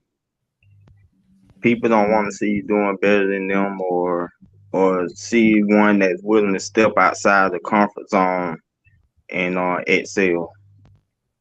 So I try to be a positive example of just different people that, no matter where you come from, regardless of your limited resources, you can do it. You just have to keep getting up every day. You're gonna have. I had days where I was depressed. I was like, man, I don't think I can do this. I had those days, and then I get up and remember who I am and where I come from, and everything that I had to overcome. Remember who you are, where you come from, and I think it's important for you to address your why. Why do you continue to get up and compete every day, especially after going into the NFC cage and experiencing loss, defeat? What keeps you pushing forward, man? What keeps you getting up and making that walk every time that you get a fight booked here in the NFC? Well, I started my martial art journey at the age of 5. I grew up in a small town, probably only 2-3 convenience stores, no traffic light, no sidewalks. I grew up in real poor area where we had to use an outhouse, stuff like that. Didn't have a kitchen sink, no bathroom. That's where I come from. And I remember one day my aunt, she was this was in like 1992. Like no, it was like 91, 92, somewhere around there. My auntie, she was watching Enter the Dragon, and she told me to come over. She wanted me to watch this movie, so I seen it, and I was like, "Whoa, what's that?" And I was like, "Man, that's what I want to do." That's you know, and I told her, I said, "Man, I want to be a champion one day." And so this guy, Grandmaster Clyde, that I got up with probably about a year later, and well, just make a long story short, he taught style Mudokan, which is Kokushin fighting, martial arts, bare knuckle martial arts, and Taekwondo, UTA Taekwondo. So well, I was with him from the age of 5 all the way till I was like 20 years old, and I competed in tournaments. Man, I'm talking about, man, I love this sport. I love it, and I did collegiate wrestling in high school, football, everything that was competitive. That's what I wanted to do. And long time ago, it was certain things that happened that that I was getting overlooked. I was letting this stuff get to me, and I walked away and I quit. And then I said to myself, if I ever got that chance again, I would never do that again. So that's when 2016, when I came back into martial arts, I started out with Javier Jiu-Jitsu and Brazilian Jiu-Jitsu. And then I got with Coach Ken Hudson, training Dutch kickboxing with him as well. And then when I was purple belt and I competed in Columbus, and I actually I think that was like my second purple belt match. And I fought Mike Wilson, NLC. Word. Yeah. And me, Mike, yeah, he beat me like 5-2.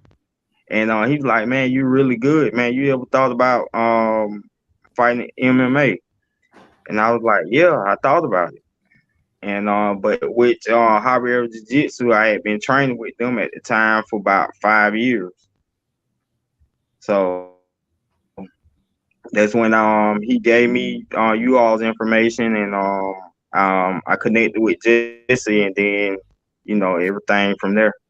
And Absolutely.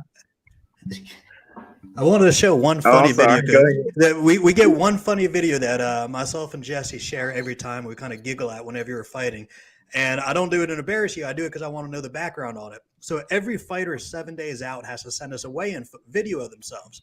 Their weigh-in video is usually at the gym bathroom with the scale or the home bathroom. So I'm going to show a video that you send us every time, and I want to know the background of it. Okay.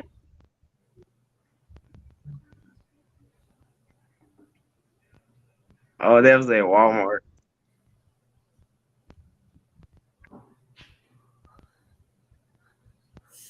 Oh, yeah. That was So me and Jesse crack up every time you're on a card because we're wondering, is it going to come from Walmart or Target or where it's going to come from? So do you not own a scale? Why do you always send it to us from Walmart? We kind of find it funny. I don't own the scale. Next time you fight her, So- I'm buying a scale and sending it home with you. Right, we gotta get Antonio Walker a scale, man. Forget that, man. We can't be having my man without a scale. We got to get my man a scale, okay? So do you have to go to Walmart every day and check your weight, or are you always underweight the week of the fight? I mean, is that ever a concern for you? Yes. At first, I started off, I was underweight, so that's when I had to weigh in with my clothes on. And then over time, that's when I started trying to build more muscle and gain a little bit more weight, and then try to learn how to cut weight. So you're doing this, man, with truly a lack of support, man. Because there's been fights where I've seen nobody in your corner, man, and like people have to step up to be your corner person, man. Is that accurate? Yes. And on a emotional standpoint, man, how does that feel when you're literally walking into a cage? They say this is this is you versus the other person, but not having people in your corner means what to you? Like, how does that make you feel, Antonio?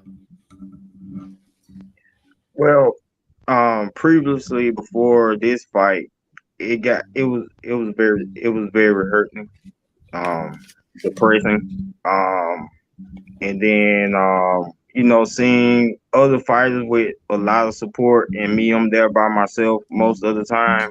It was very discouraging. And that's why, to me, when I watched you compete this past week and you got the victory and I was able to just witness those level of emotions that you had, it brought me a level of I felt very prideful watching you get your hand raised this past Friday, man, because there's been times where I've seen nobody else be in your corner. And just for you to consistently continue to come back over and over, no matter what. And as your fight was going on, I was sitting right next to a former opponent of yours, Ryan Kimbrough, and we were all celebrating you getting that W because we've seen and been witness to the times where you've come short, fallen short without anybody in your corner, man. So that's what gave us so much happiness to watch you get your hand raised, man. And so if nobody is physically in your corner, just know there's people in the NFC community that are rooting for you and applaud you for that beautiful victory and submission of the night that you got this past week, man. Congratulations, Antonio. Yes, sir. Thank you, sir. And I will say you even had a few comments online here while we've been on. Anthony Phillips said, yeah, he's my dude. Kelly Harper, Trace Harper's mom, just said he's pure inspiration in my opinion. And Michael Fortner said, congratulations to Antonio Walker. Good dude. Yes, sir. How does that make you feel, Antonio? It feels great. Really great. And leading up to this fight with Kevin, when I was talking to my wife, I told her, I say, you know what? I don't even care about that anymore. It's not about that anymore. I say I'm finna show them who I really am. And I brought that confidence Friday night. And I Brought that definitely confidence. yeah, and Go I ahead. definitely want to show my skills in jiu-jitsu. For sure. You always come in great shape, man. You physically always look great. For somebody that says they don't have a lot of resources, man, you physically look good. I don't know if you're doing some push-ups, some pull-ups out there. You look great. Whenever you get into the cage, you do that little flip situation, and people be like, oh, damn, who is that? You know, I know every time you do that flip, me and generally be like, oh, okay, here you come with it.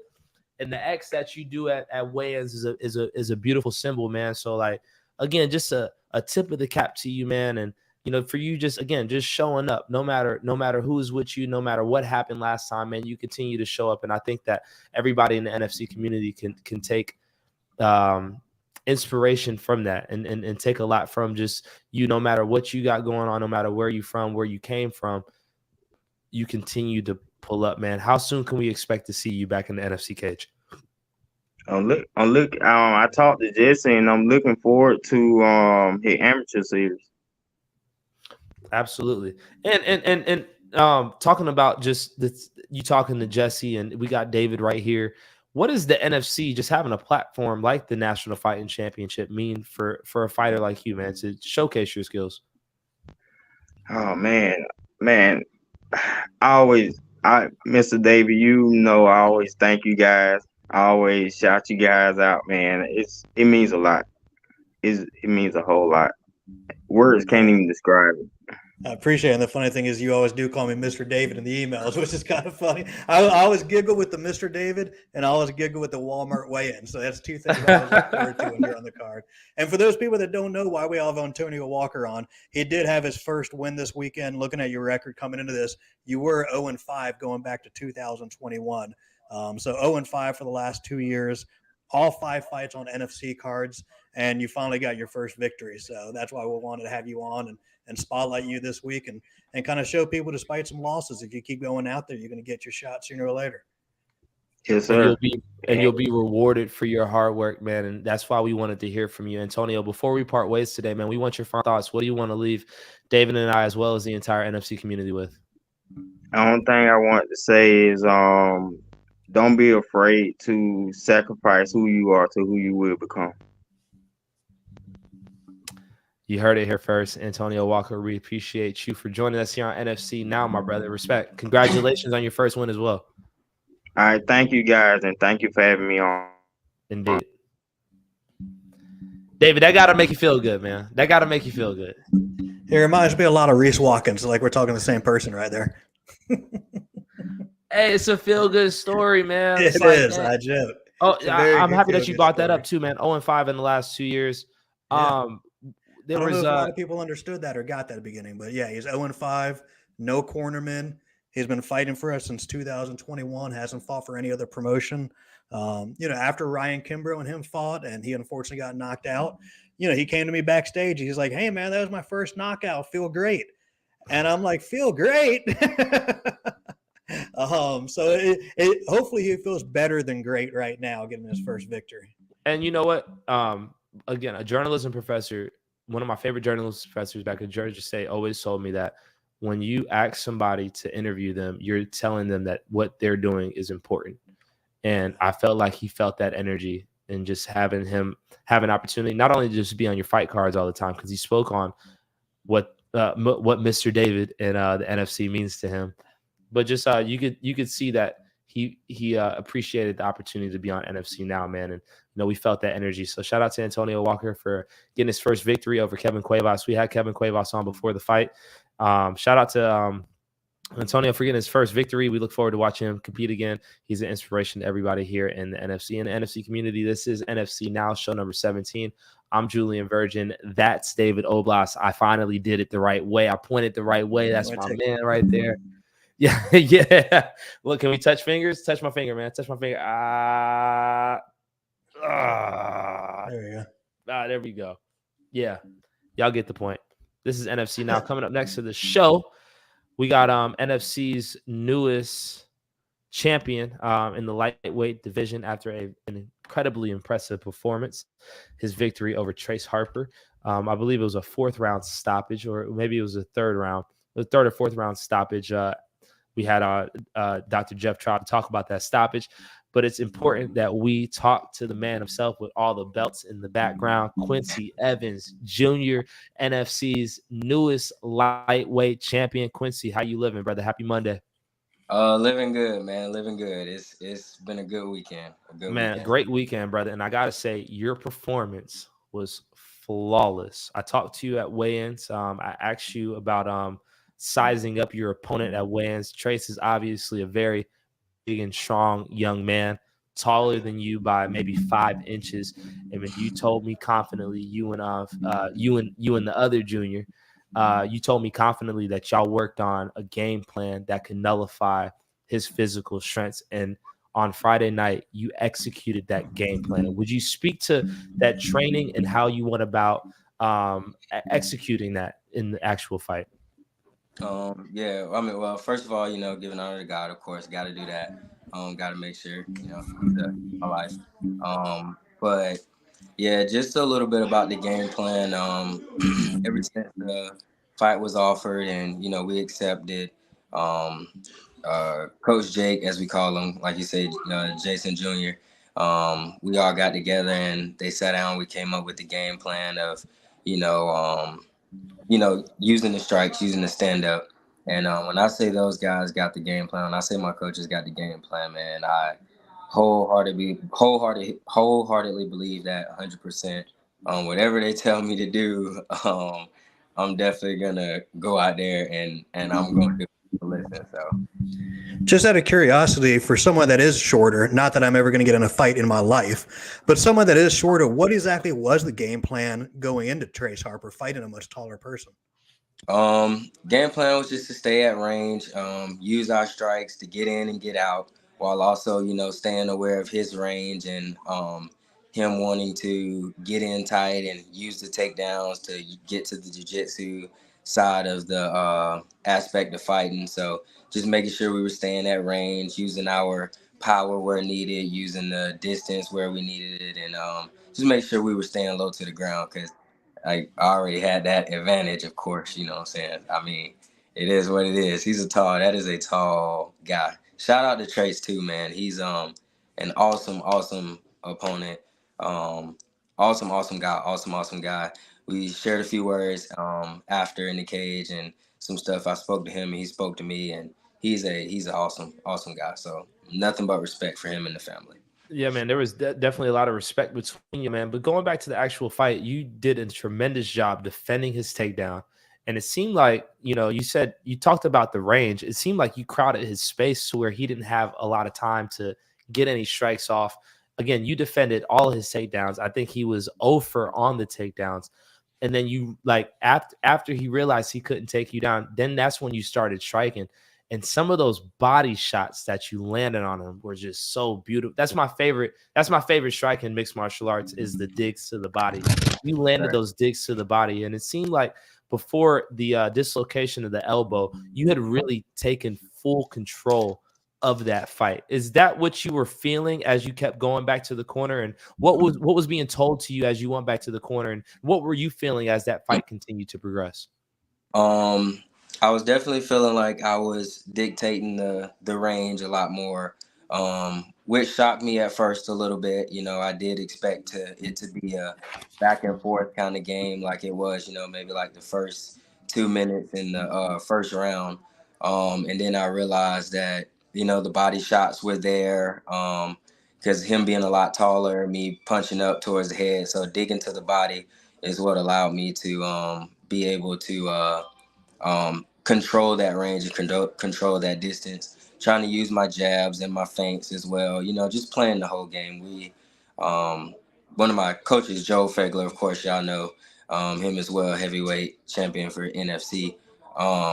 But he also says, play the whole game. So it's not like just wrestling or just BJJ or striking.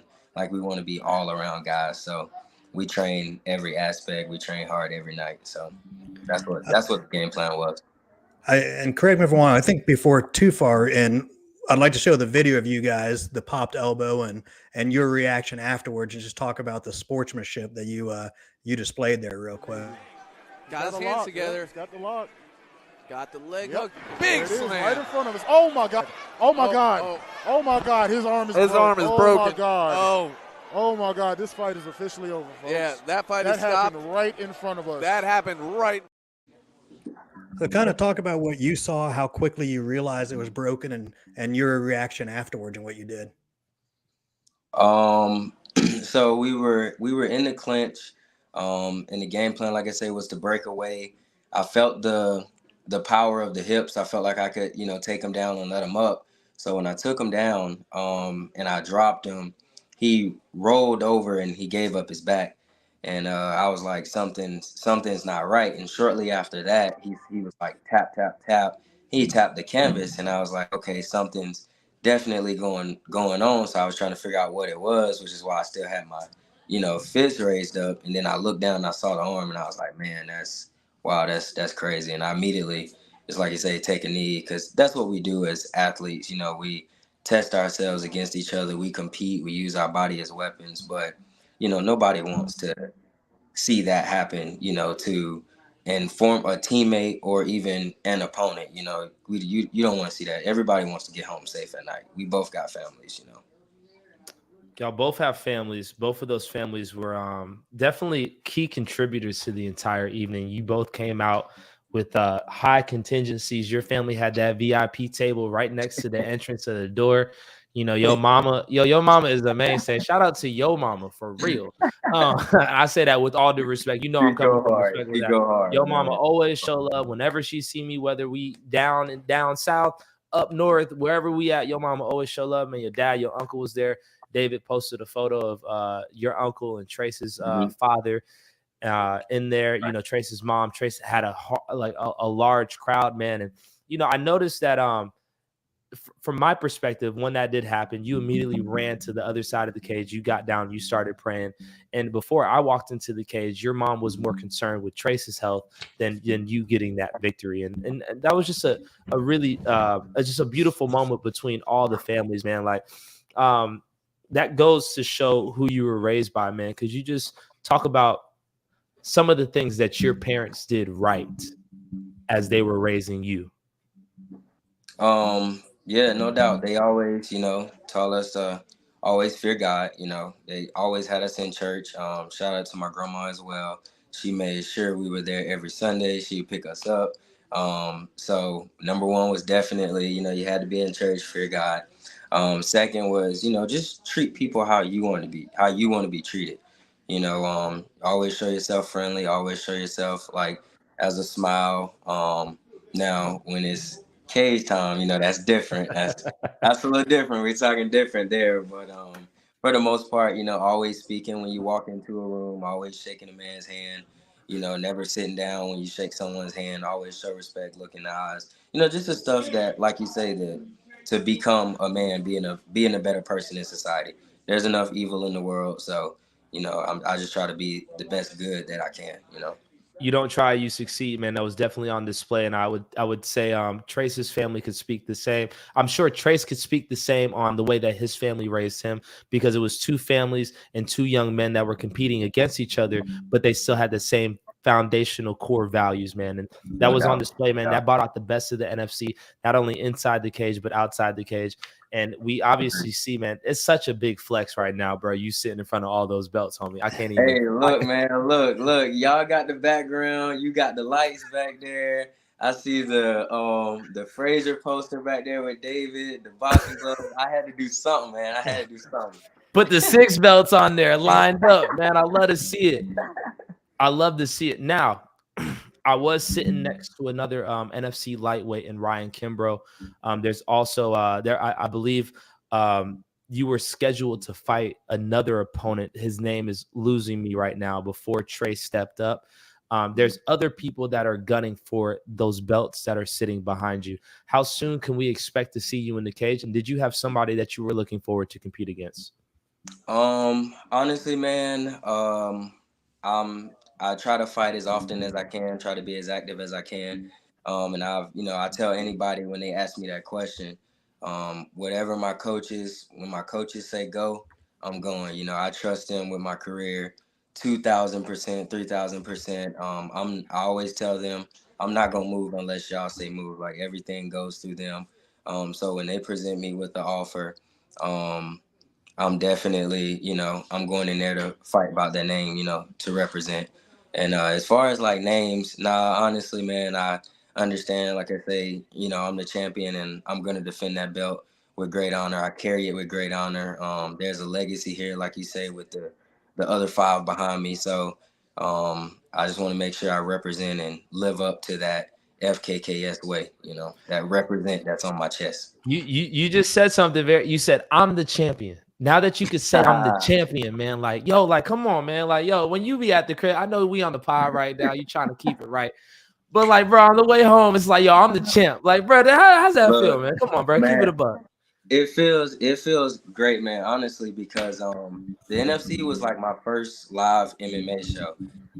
I went to see one of my coaches fight, and from then I was like, man, this is like eye-opening. This is crazy. This is wild. From the production to the fights, it was a great night of fights. And I was like hooked. And mind you, this is still when I was, 220 Q, So I was like, I don't really see that happening in my future, but that would be dope. And I just remember seeing them rack up these belts, man, and I'm like, bro, I want to step with the OGs. I want to jump off the porch. So now to have one, it's like, it's just, I honestly can't explain it, man. It doesn't feel real. It's amazing. It's amazing. I think it's always cool to see people turn around their careers or people's coming out party. I felt like Dr. Traub, even though he's been working my fights for nearly 20 years and he's repaired hundreds of fighters, this was kind of his coming out party for the way he treated Trace and what he got done right away within 30 seconds. And on the flip side, it was also kind of your coming out party. Your first ever fight, you got submitted by DK Brewer, who fought this past weekend. A couple months ago, you were supposed to fight Tyler Trump at District. I had to come break the news to you 10 minutes before the fighters meeting that he passed out in the shower and he was out of the fight. And I remember you bawling, crying backstage. And that was just a couple months ago in August of last year. So it's kind of cool to see someone that loses their first fight, ends up bawling, crying when a fight falls off, to now, winning a title in dramatic fashion like this and in a very sportsmanship way. So it's kind of cool to see that come around.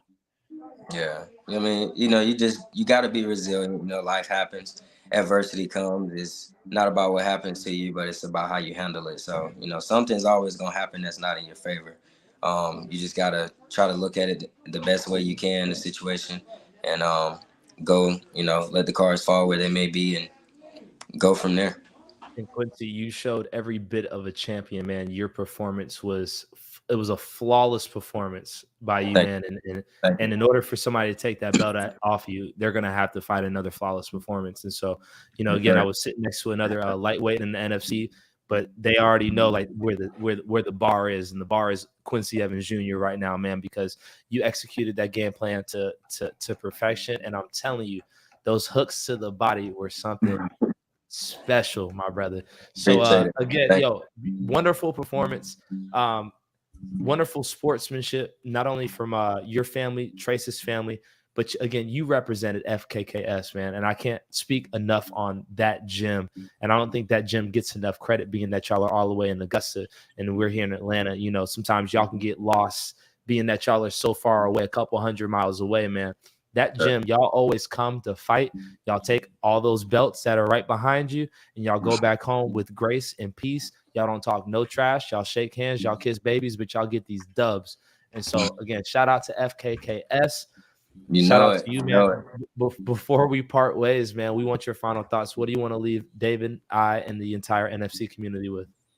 I appreciate the opportunity, man. Like I say, it's still all kind of surreal. I look forward to, like I say, defending the belt with honor and creating that legacy and going forward with it. So I appreciate y'all again for having me on tonight and giving me an opportunity to show the world who I am. So I appreciate it, man. Hey, my last question, Quincy, you were talking about how earlier you were short. Did you get a chance to meet Baby Hulk backstage and size him up? I did. He's the guy from Street Beast, right? Yeah. I think you're about 6 inches taller than him. We spoke. He's a cool guy though. We didn't share too many words, but He's a cool dude. We spoke, we introduced each other. So that was dope. That was dope. Hopefully he'll be back again. He makes me and you look like Shaquille O'Neal and LeBron James. Hey, I'll take it because I'm definitely on the short end every time. So I'll take it. I'll take it where I can get it. Hey, Quincy, man, we look forward to watching you, as you say, defend that belt with honor and step back into the NFC cage, man. Again, tremendous performance this past Friday night versus Trace Harper to maintain the NFC's lightweight belt. That's the NFC's lightweight champion, the champion, Quincy Evans Jr. Tell the family we said hello. Tell Senior I said hello. Is nothing but respect. And we'll see you next time, brother. Will do, man. Y'all be safe. Thank you. Much love. The champ, Quincy Evans Jr., man. Again, look, I think he should be up for performance of the night too. I know Ronald Humphrey definitely ran through and snatched his belt, his welterweight belt. But I mean, Quincy Evans Jr., man, for as long as that fight went on, and especially after Trace's last performance, cupping into that fight, and who Trace has been training with, I think NFC community, I know votes are open right now for those NFC awards. I really would urge y'all to consider voting for FKKS, Fagler's Kempler Karate.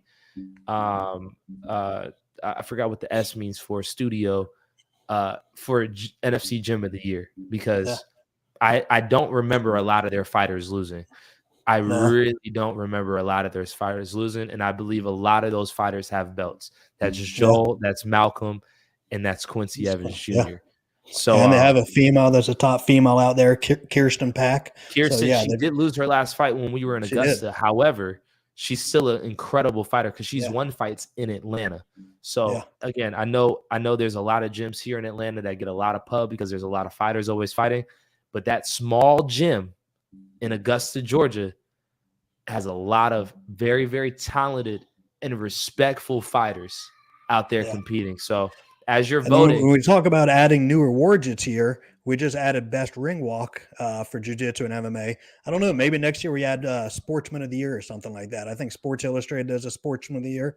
Maybe we add the jiu-jitsu MMA sports person of the year and tell why they got this award, what they did outside to do it. Oh yeah, I think that's important too, because like the level of sportsmanship that he showed was, and I'm happy that we were able to go into like how he was raised, and again, that was on full display.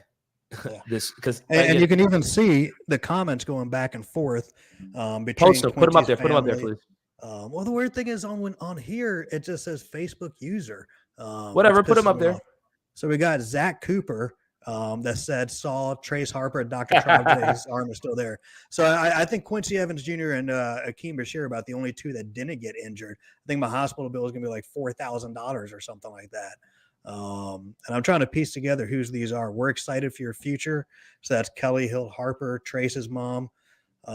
Thanks, Julian. That's Pamela Hanna. That's his mom. Yeah. Shout out. Thanks, Miss Harper was Pamela Hanna. And then there was one more. We're in this together. That was again Kelly Harper, Trace's mom. And then lastly, I think Trace Harper's mom. To the NFC community, awesome show. So yeah, it's kind of cool seeing the two families talk back together there. And that's what I say all the time about fighters. It's kind of awkward when you have to fight someone that's across town, that's Atlanta, Augusta, this and that, maybe two Atlanta gyms. But the cool thing is if you're a female 125, you're going to fight another female 125. If you're Ryan Kimbrough and Trace Harper, Ryan Kimbrough and Quincy Evans, you're both 155 studs. Sooner or later, you're probably going to fight each other. But the super cool thing is once you get that fight out of the way, then you can go on to be friends, train together, be homies, support each other, do whatever. So it's just kind of awkward till that first happens. And then when it happens, you see those families blend together. Is that you trying to push for this Lewis Brewington? I had a feeling you were going to bring it back to there. I don't know. Maybe it is pushing for Reese Watkins versus Lewis Brewington. Maybe it's pushing for anyone versus anyone. I think that truly applies to anybody that's a fighter out there. If you're a heavyweight back in the time, you knew you were looking to fight Mike Tyson, make the biggest payday of your career. But once you fight Mike Tyson, it's over. Y'all could be cool. You're looking to fight Conor McGregor right now. Supposedly, Jose Aldo and Conor McGregor we could harp on that Lewis Brewington Reese Watkins fight all day. Like that is the fight. That is the fight. I don't care that they're training together. But again, let me take myself out of this. This is Julian Virgin, the journalist. Maybe we'll see what Akeem the Dream Bashir thinks. Maybe he's got an opinion on it. And before we have him on, before I forget, just real quick, before we have Akeem the Dream Bashir come on to NFC Now, I got to shout out to my man Larry Green. Did a wonderful job in commentary on Fight. Is it Fight TV or just Fight? I think they just call it Fight or Fight by Triller. Shout out to Larry Green for hopping on because I know had to Jim Shepard. So Jim Shepard had to hop in his Zach Cooper's corner. A couple weeks ago here on NFC Now, I said, hey, if any fighters have any fight gear, yo, give me your fight gear. I would love to wear it because like I'm a fan of the fighters. That's why I'm here. The only reason I'm here is because I'm a fan of y'all. Okay, like I'm not here. I'm here because I'm a fan of y'all. So I told everybody on the NFC pod, hey, if y'all have any gear, send me some. So as soon as I saw Larry Green, he handed me this shirt. Yo, shout out to my man Larry Green. Brunson MMA. Nice looking purple shirt. That's dope. You know what I'm saying? Like I appreciate that, man. So I had to make sure I wore it on the show, man. Plug it, as I like to say on all social medias. Support a hustler. It would have been nicer if Larry had two shirts. What's better than one shirt is two shirts. Work. Get to because Jenna Lee needs one, not you. Three shirts. Three shirts. I was messaging with Larry yesterday because he made a post how excited he is to fight Friday, March 10th at the Battery. He lives here. He lives about a block away from me from Smyrna. So he goes to the Battery all the time. He's watched all the big games there. And he made a post yesterday like, hopefully it's on that 100-foot TV. And I comment it's definitely going to be on the 100-foot TV. So I was messaging with Larry Green late last night. And I was watching, for some reason I got watching the Apollo Creed walkout with James Brown Living in America. And I was thinking about the stage at Live at the Battery right there and the big screen. I was like, dude, the crowd would go fucking crazy. You got to order the Apollo Creed red, white, and blue shorts, the big tall hat he had. I'll get the PBR ring car girls to dress like that. And we have you come out to that on the big screen. Oh, yeah. Dancing on the bar. My God, the people would fucking love Larry Green. I'm telling you, they already do, man. Larry Green's a great guy. He's an asset to the NFC. Again, he stepped up to that fight against Osei a couple weeks ago, man. He hopped on commentary. He shows love. He watches the pod. Shout out to Larry Green, man. If Larry Green does the Apollo Creed Living in America James Brown walkout, he's done. He goes in the Hall of Fame for NFC at the next. Come on, man. He's already stamped in my mind, man. We got to get him back on the pod because he came on the pod. You remember he came on the pod with my man's a couple weeks ago, man. We talked some fights. So definitely look forward to having Larry Green. Had to shout him out. Again, ladies and gentlemen, this is NFC Now, show number 17. That's David Oblas. I'm Julian Virgin. Coming up next to the show, we got Akeem the Dream Bashir. Ooh! What's up, my boy? What's up? How you living, fam? Everything good, man. How y'all doing tonight? Yo, man, no complaints. This has been a real great pod. Have you been tuned in? Yeah, I've been on for a minute. Actually, I probably caught like half of when Reese was coming on, or not when he was on, but right before he got off, I was coming from the gym, so I caught a good bit of it. I've been on probably like an hour. You weren't injured coming off your fight? No, most definitely not. Dominant performance over Justin Ortega. It was a first round stoppage. You controlled the fight. It seems like wrestling and control time was like something that you focused on. Before we get to the actual fight, let's talk about the fight before the fight. According to David, a couple weeks ago, it seemed like you and or I'm sorry, David, I can't even attribute this to you. I don't know if it was Jesse that said this. You and Justin had some back and forths on social media. Could you confirm or deny what went down between you and Justin Ortega? It actually wasn't a whole lot of back and forth. Okay, so here's the story behind that. All right, 2 years ago, I was supposed to fight Justin Ortega. Like literally like 2 years ago. I was on one fight card, and I got injured probably about 3 weeks out. And you know what I'm saying? What I thought was just like a little minor sprained ankle or something. I reached out to Jesse and David, told them, look, man, push me back to the next card. I'm going to ice this thing. I'll be ready on the next card, and we good to go. time goes forward a little bit, maybe a week away from the next fight card that they pushed me to. I went and hollered at Dr. Weeks, and I was just trying to go up there and maybe, get a little bit of therapy, get my foot rubbed on, and you know what I'm saying? He hit it with the game ready or something. And he was like, man, let me just check it out and see what's going on just to be sure. Man, he took an x-ray. He told me my fibula was broken, man. So I started crying right there on the spot, like, oh my God. You know what I'm saying? Because I had been training, sparring, and everything still on it. Like, and of course I was compromised, but I was able to kind of like get through it. So I was like, man, if I can just make it in there, I'm fighting. But I was supposed to fight him 2 years ago. So right when Jesse posted that this card was gonna be here, he jumped in my inbox, sending me all types of smoke emojis, talking about let's get it, let's run it, this and this and that. And I'm like, damn, I just got offered to fight on this card, but if that don't fall through, I'm gonna tell Jesse to hit you. And by the time I sent him that message back, Jesse had already sent me the contract to fight Jamal Johnson, who I was scheduled to fight. By then, the contract was already in my email, so I was like, okay, I'm gonna go ahead and sign this. But boy, win, lose, or draw, I'm gonna remember. Hey, I'm gonna get you lined up, boy. And you know what I'm saying? Long story short, when Jamal got hurt like 2-3 weeks ago, Jesse reached out to me, told me he was hurt. And I'm like, shit, hit Justin Ortega. See what's up, man. That boy said he won't smoke. You know what I'm saying?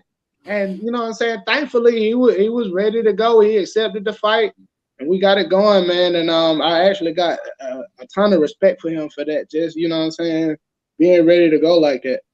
Yeah, and I was going to ask you what you thought about him as a fighter after the fight, but I will say it was pretty commendable. He's been wanting to fight for us for a long time. He was offered the fight on about a week or 10 days notice. He took it without hesitation. He was suspended by the Florida Athletic Commission. Lots of times fighters won't end up taking care of that. He took care of that right away. I talked to Florida every day till it was done. I think we had to go through one holiday last week, MLK Day last Monday that took the office out. So, he got it done exactly what was supposed to get done. He did his blood test, his eye test. So from the business side, he's been wanting to fight for the NFC for a long time.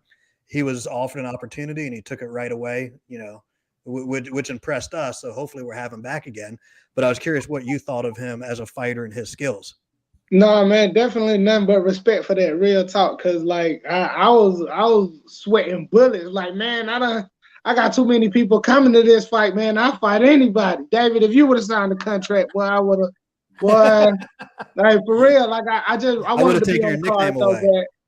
I wanted to be on the card so bad. So I really do commend him for, you know what I'm saying, taking care of his business and doing everything, accepting the fight and all. And as far as like his skills and as a fighter, like I don't really look nobody up, honestly. Like my coaches will look people up and give me a vague idea of what they may do, what they might be coming to do, kind of give me a slight description, but I'm not really the type to kind of like study my opponents or whatnot. Like, you know what I'm saying? If I do happen to look them up, I'll maybe watch one fight and be done with it. But that's really kind of not something I'm into, honestly.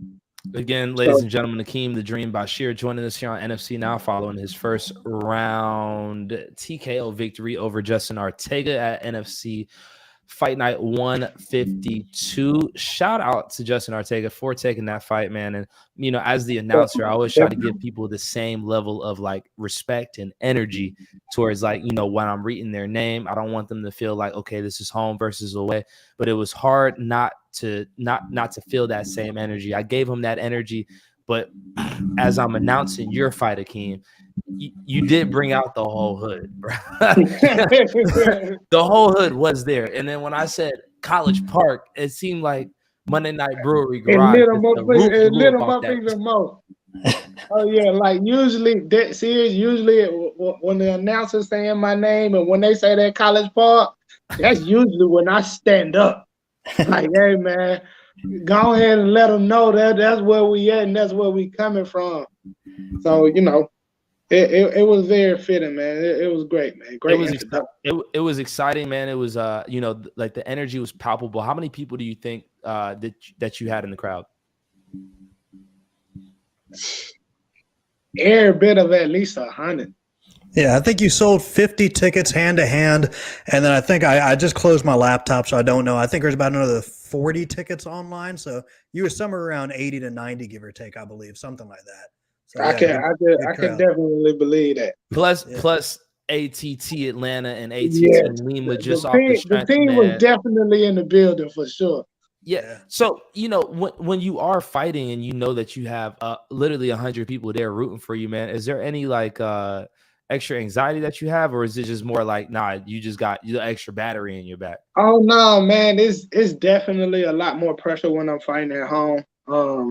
Like I said, I ain't fought at home since 2020 when I made my pro debut against Mike Wilson, and fighting out of town, like either way, you're going to fight and you're going to win and you're trying to do your thing and you want to be focused. But when I'm at home, and you like you said, you got all those people out there, and you know what I'm saying, everybody got there and popping out like, boy, I came to see you. I came to see you. You know what I'm saying? It's like, damn, why?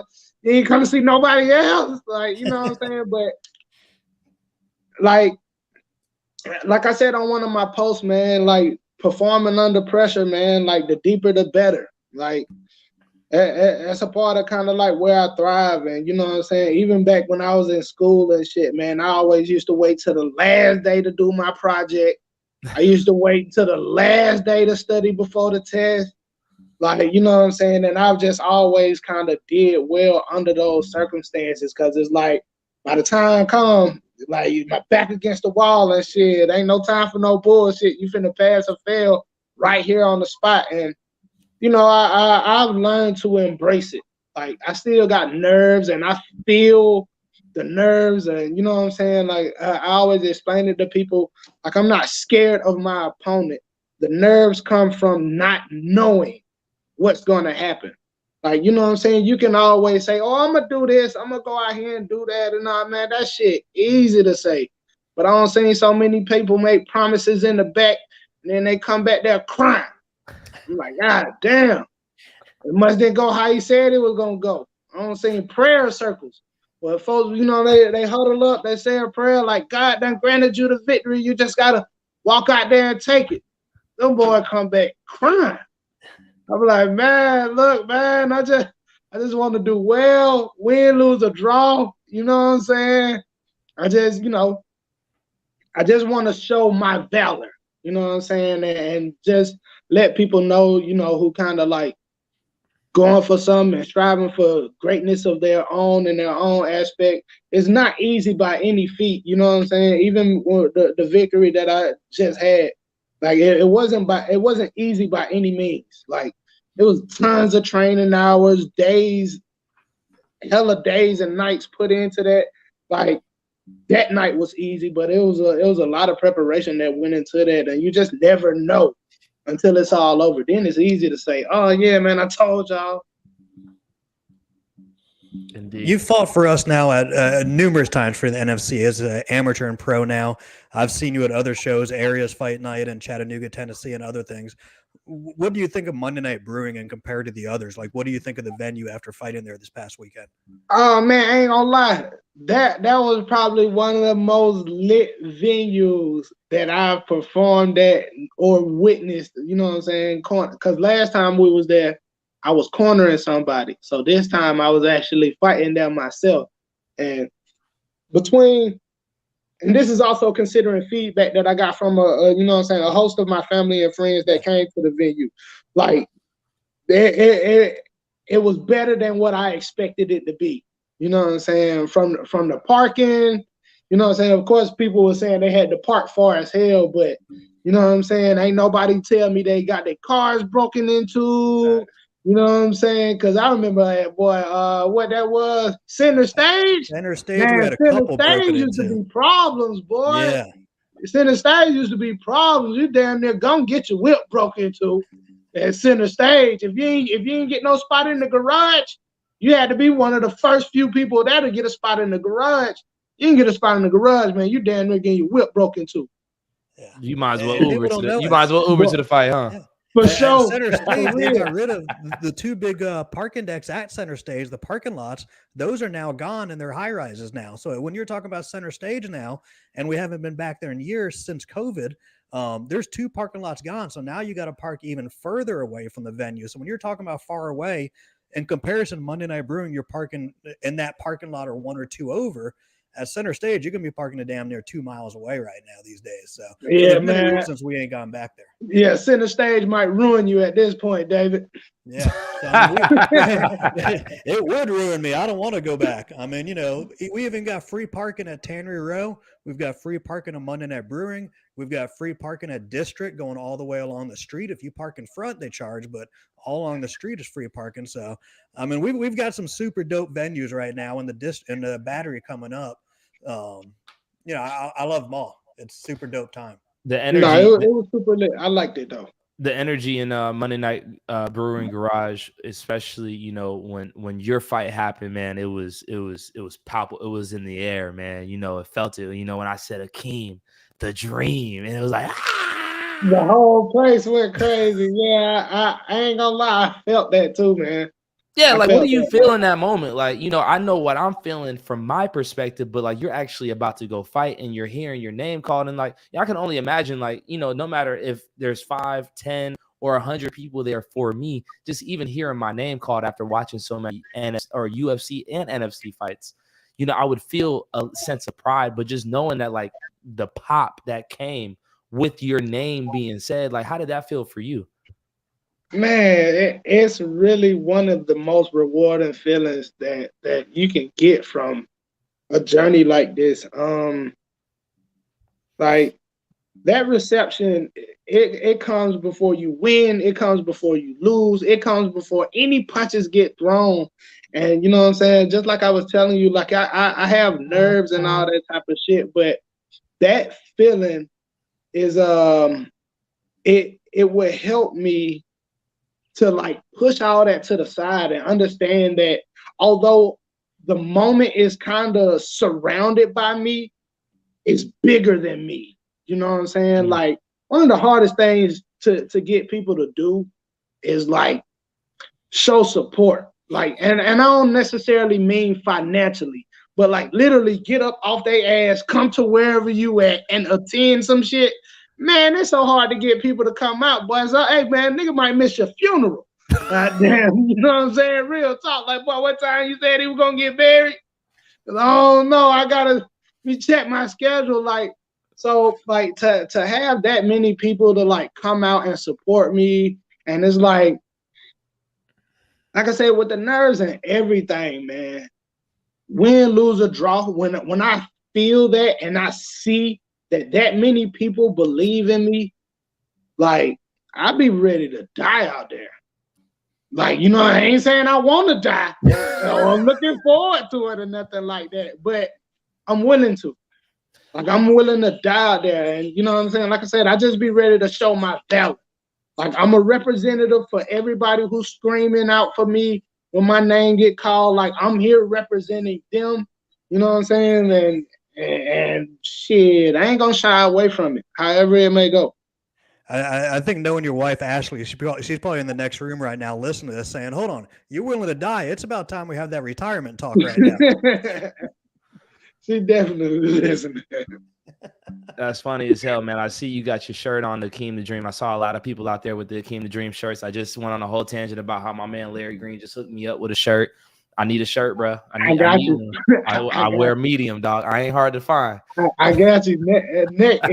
Next event, if I don't see you before the next event, or if I can bump into you somewhere before then, I'll bring it then. But if not, I'll definitely have you one at the very next event, 100%. Certain. No, I appreciate it, man. I know, for the last like 4 events, I've always seen you like, yo, you gonna watch me fight, man. You gonna call my name out one time, man. And it was an honor to do that this event, man, and watch you compete again. It was a dominant performance. Your control against the cage was was phenomenal. And then when you got him to the ground, there was no getting up. Once you postured up on him, it was a wrap. You know what I'm saying? Once you mounted them and postured up, it was a wrap. The whole crowd was behind you, man. And, I saw my favorite moment of the night was when you got off of him and you got into the center of the cage, and then you just bowed down on each side to everybody, man. That moment. Describe it to me. It's the moment of achievement. You know what I'm saying? It's the satisfaction of knowing I've given you what you've come for. You know what I'm saying? It's like the gladiator, you know what I'm saying? The famous gladiator quote when are you not entertained? I could tell by the sound of the crowd that they were definitely entertained. And you know what I'm saying? I had part in that. And you know, like, I'm just overall grateful, man. I ain't gonna lie to you. I'm a guy who's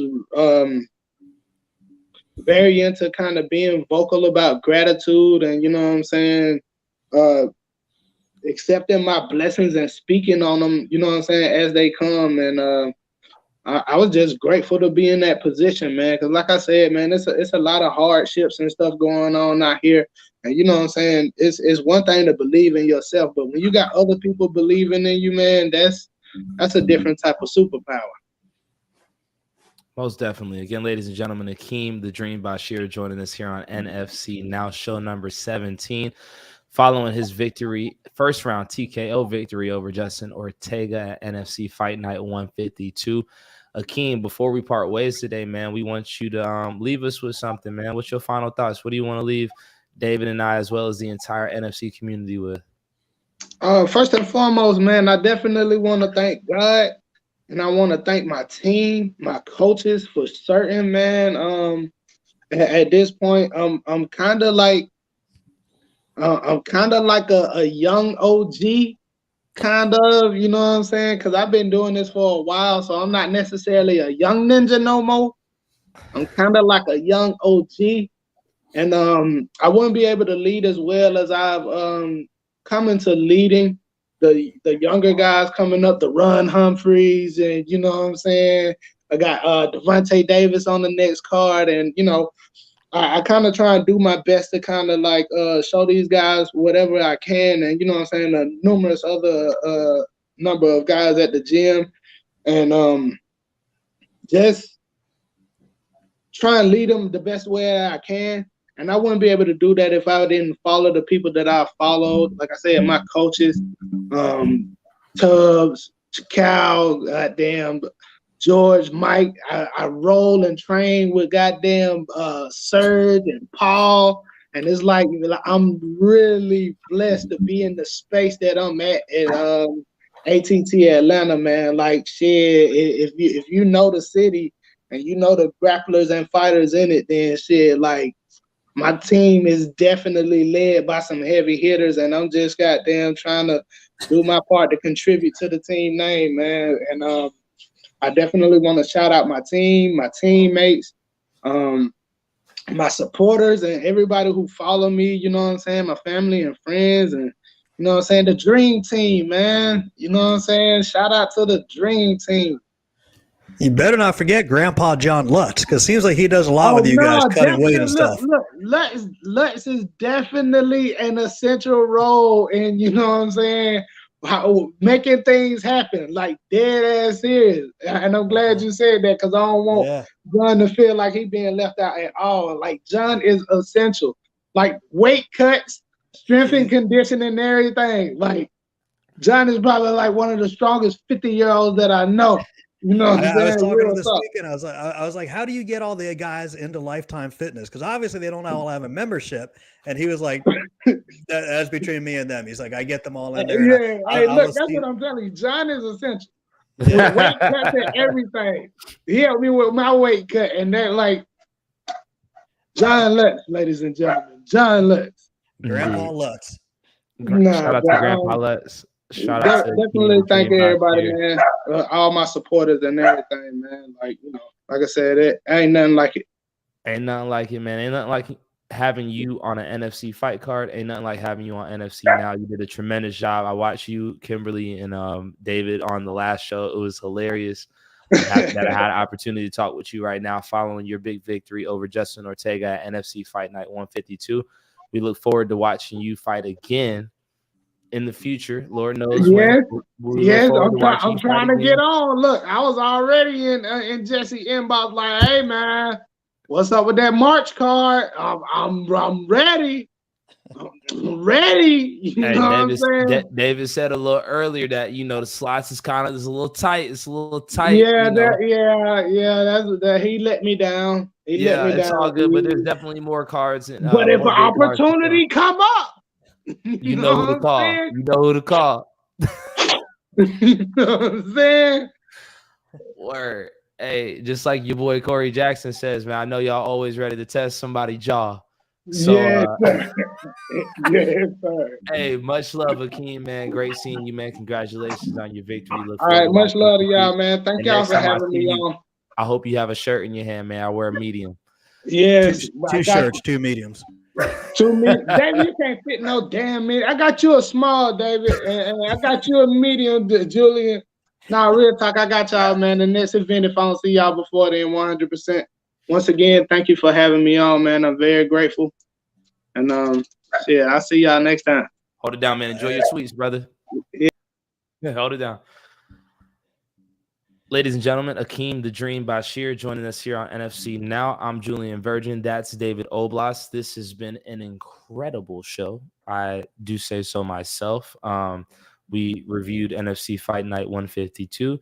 We talked to the heel of the NFC and Reese Watkins. We talked to Mr. If You Can Break It, We Can Fix It, Jeff Traub. We hollered at Antonio Walker, the definition of perseverance here. We hollered at the NFC's lightweight champion, Quincy Evans Jr. And then we just got through talking to Akeem the Dream Bashir.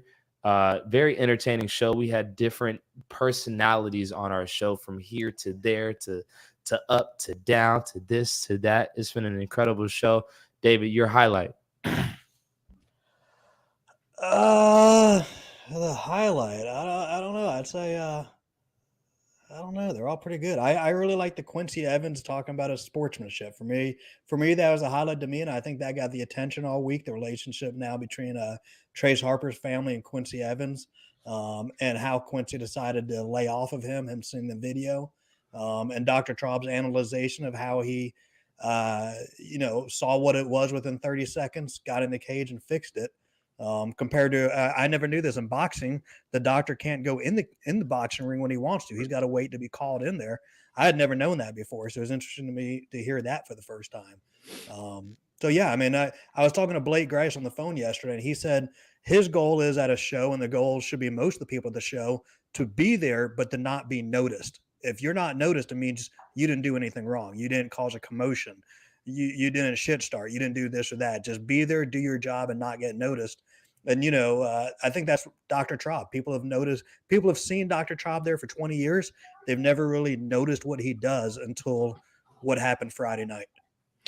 And that's why it was so important for us to have him on today, so people could actually notice him. And like, we noticed him on Friday, but just to have him on so he can speak his piece and just, let us know exactly what he does. And I really love this, the level of range that we had on today's show, man. From the champions to the professionals to the people that are just getting their first victory to the doctors who are making sure everybody gets home safely. I would say my favorite part of the show, Akeem is so funny to me, and he's not trying to be funny. I swear.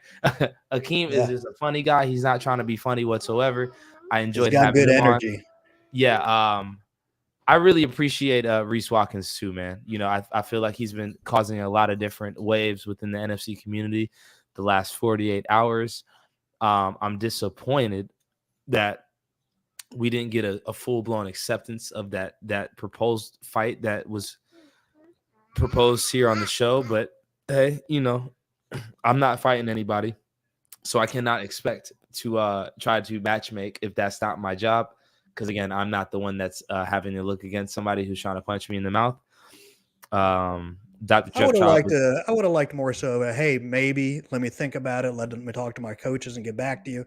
I thought we'd get something along those lines. I think we got to flat out no, that's not happening. So it was strange to me. You see the way. That's why I posed the question like, hey, you could see how that could be a little hypocritical. You pointing at everybody else, and then when somebody points at you, there's no response. It's a So again, I think that we can't be as critical to other opponents who he's pointed the finger at to have a question on whether or not they want to take that fight because of the best interests of their career. Again, I'm not pushing any judgment upon anybody because, again, I'm just a journalist. I'm the guy that's down the middle. I'm not fighting anybody. I'm getting in. I'm announcing your name, and I'm getting out. And we do this pod every Monday. And I want to make sure everybody knows this is a safe space for fighters to come on and talk their ish. And he came on. He talked his ish. We asked him questions. He answered every question. We appreciate him for taking his time, as well as we appreciate every other fighter who came on here. I know whenever we do have a live fight, a lot of fighters do come up to me and say like they cannot wait for their opportunity to be on the show. A lot of times I just politely respond, you get a fight, you come on the show. If you're not getting a fight and you don't have anything to talk about, or you not calling people out in the NFC community, we really can't have you on because what's the point? So, yeah, I thought it was a tremendous show today. A shout out right there. Who said that? Charlene. Charlene says hi, sir. I say hi, baby. Hi. Okay, yeah, come on, that's a little rude, boo. That's a little rude. So you know what? And just a final thing, I gotta say, I feel like within the last couple of shows, shout out to you for allowing me the opportunity to be the announcer. I've been really trying to find like my tagline, and I feel like we got it now. It's "Let's get it," and it all came from beautiful baby girl Sarai. So Sarai, hit him with it. Let's get it. You do it right. When are those T-shirts expected to come out? The Let's Get It T-shirts. Yeah, I appreciate you putting it out there. Y'all let me know. Y'all drop some comments. Would y'all purchase a Let's Get It T-shirt? I can easily get it printed. We can put it on the NFC website, the store. People can purchase it off there. It's drop shipping, so one at a time. So yeah, you don't have to order in bulk. We can get that. We can design it. Uh-oh. Someone's in time. It's time for us to call this a day because my daughter just broke my microphone stand. That's what happens when you have a 2.5-year-old. I will say this before we get off. Sarai is now officially potty trained. So she's wearing her princess panties on a daily. We don't have to spend the $27.99 on 60 diapers. So it is all good in the hood. Jenna Lee, please hop in here real quick. Come on, hop on the pod. Look, we got the whole fam here. Yes, got the whole fam here. Say hello. Hi. Okay. That's all she got for us. Incredible show this evening. Shout out to all the people in the NFC community for joining us here on NFC Now. And before we go, I'll point out you got 2 comments from 2 people that said they'd buy a T-shirt.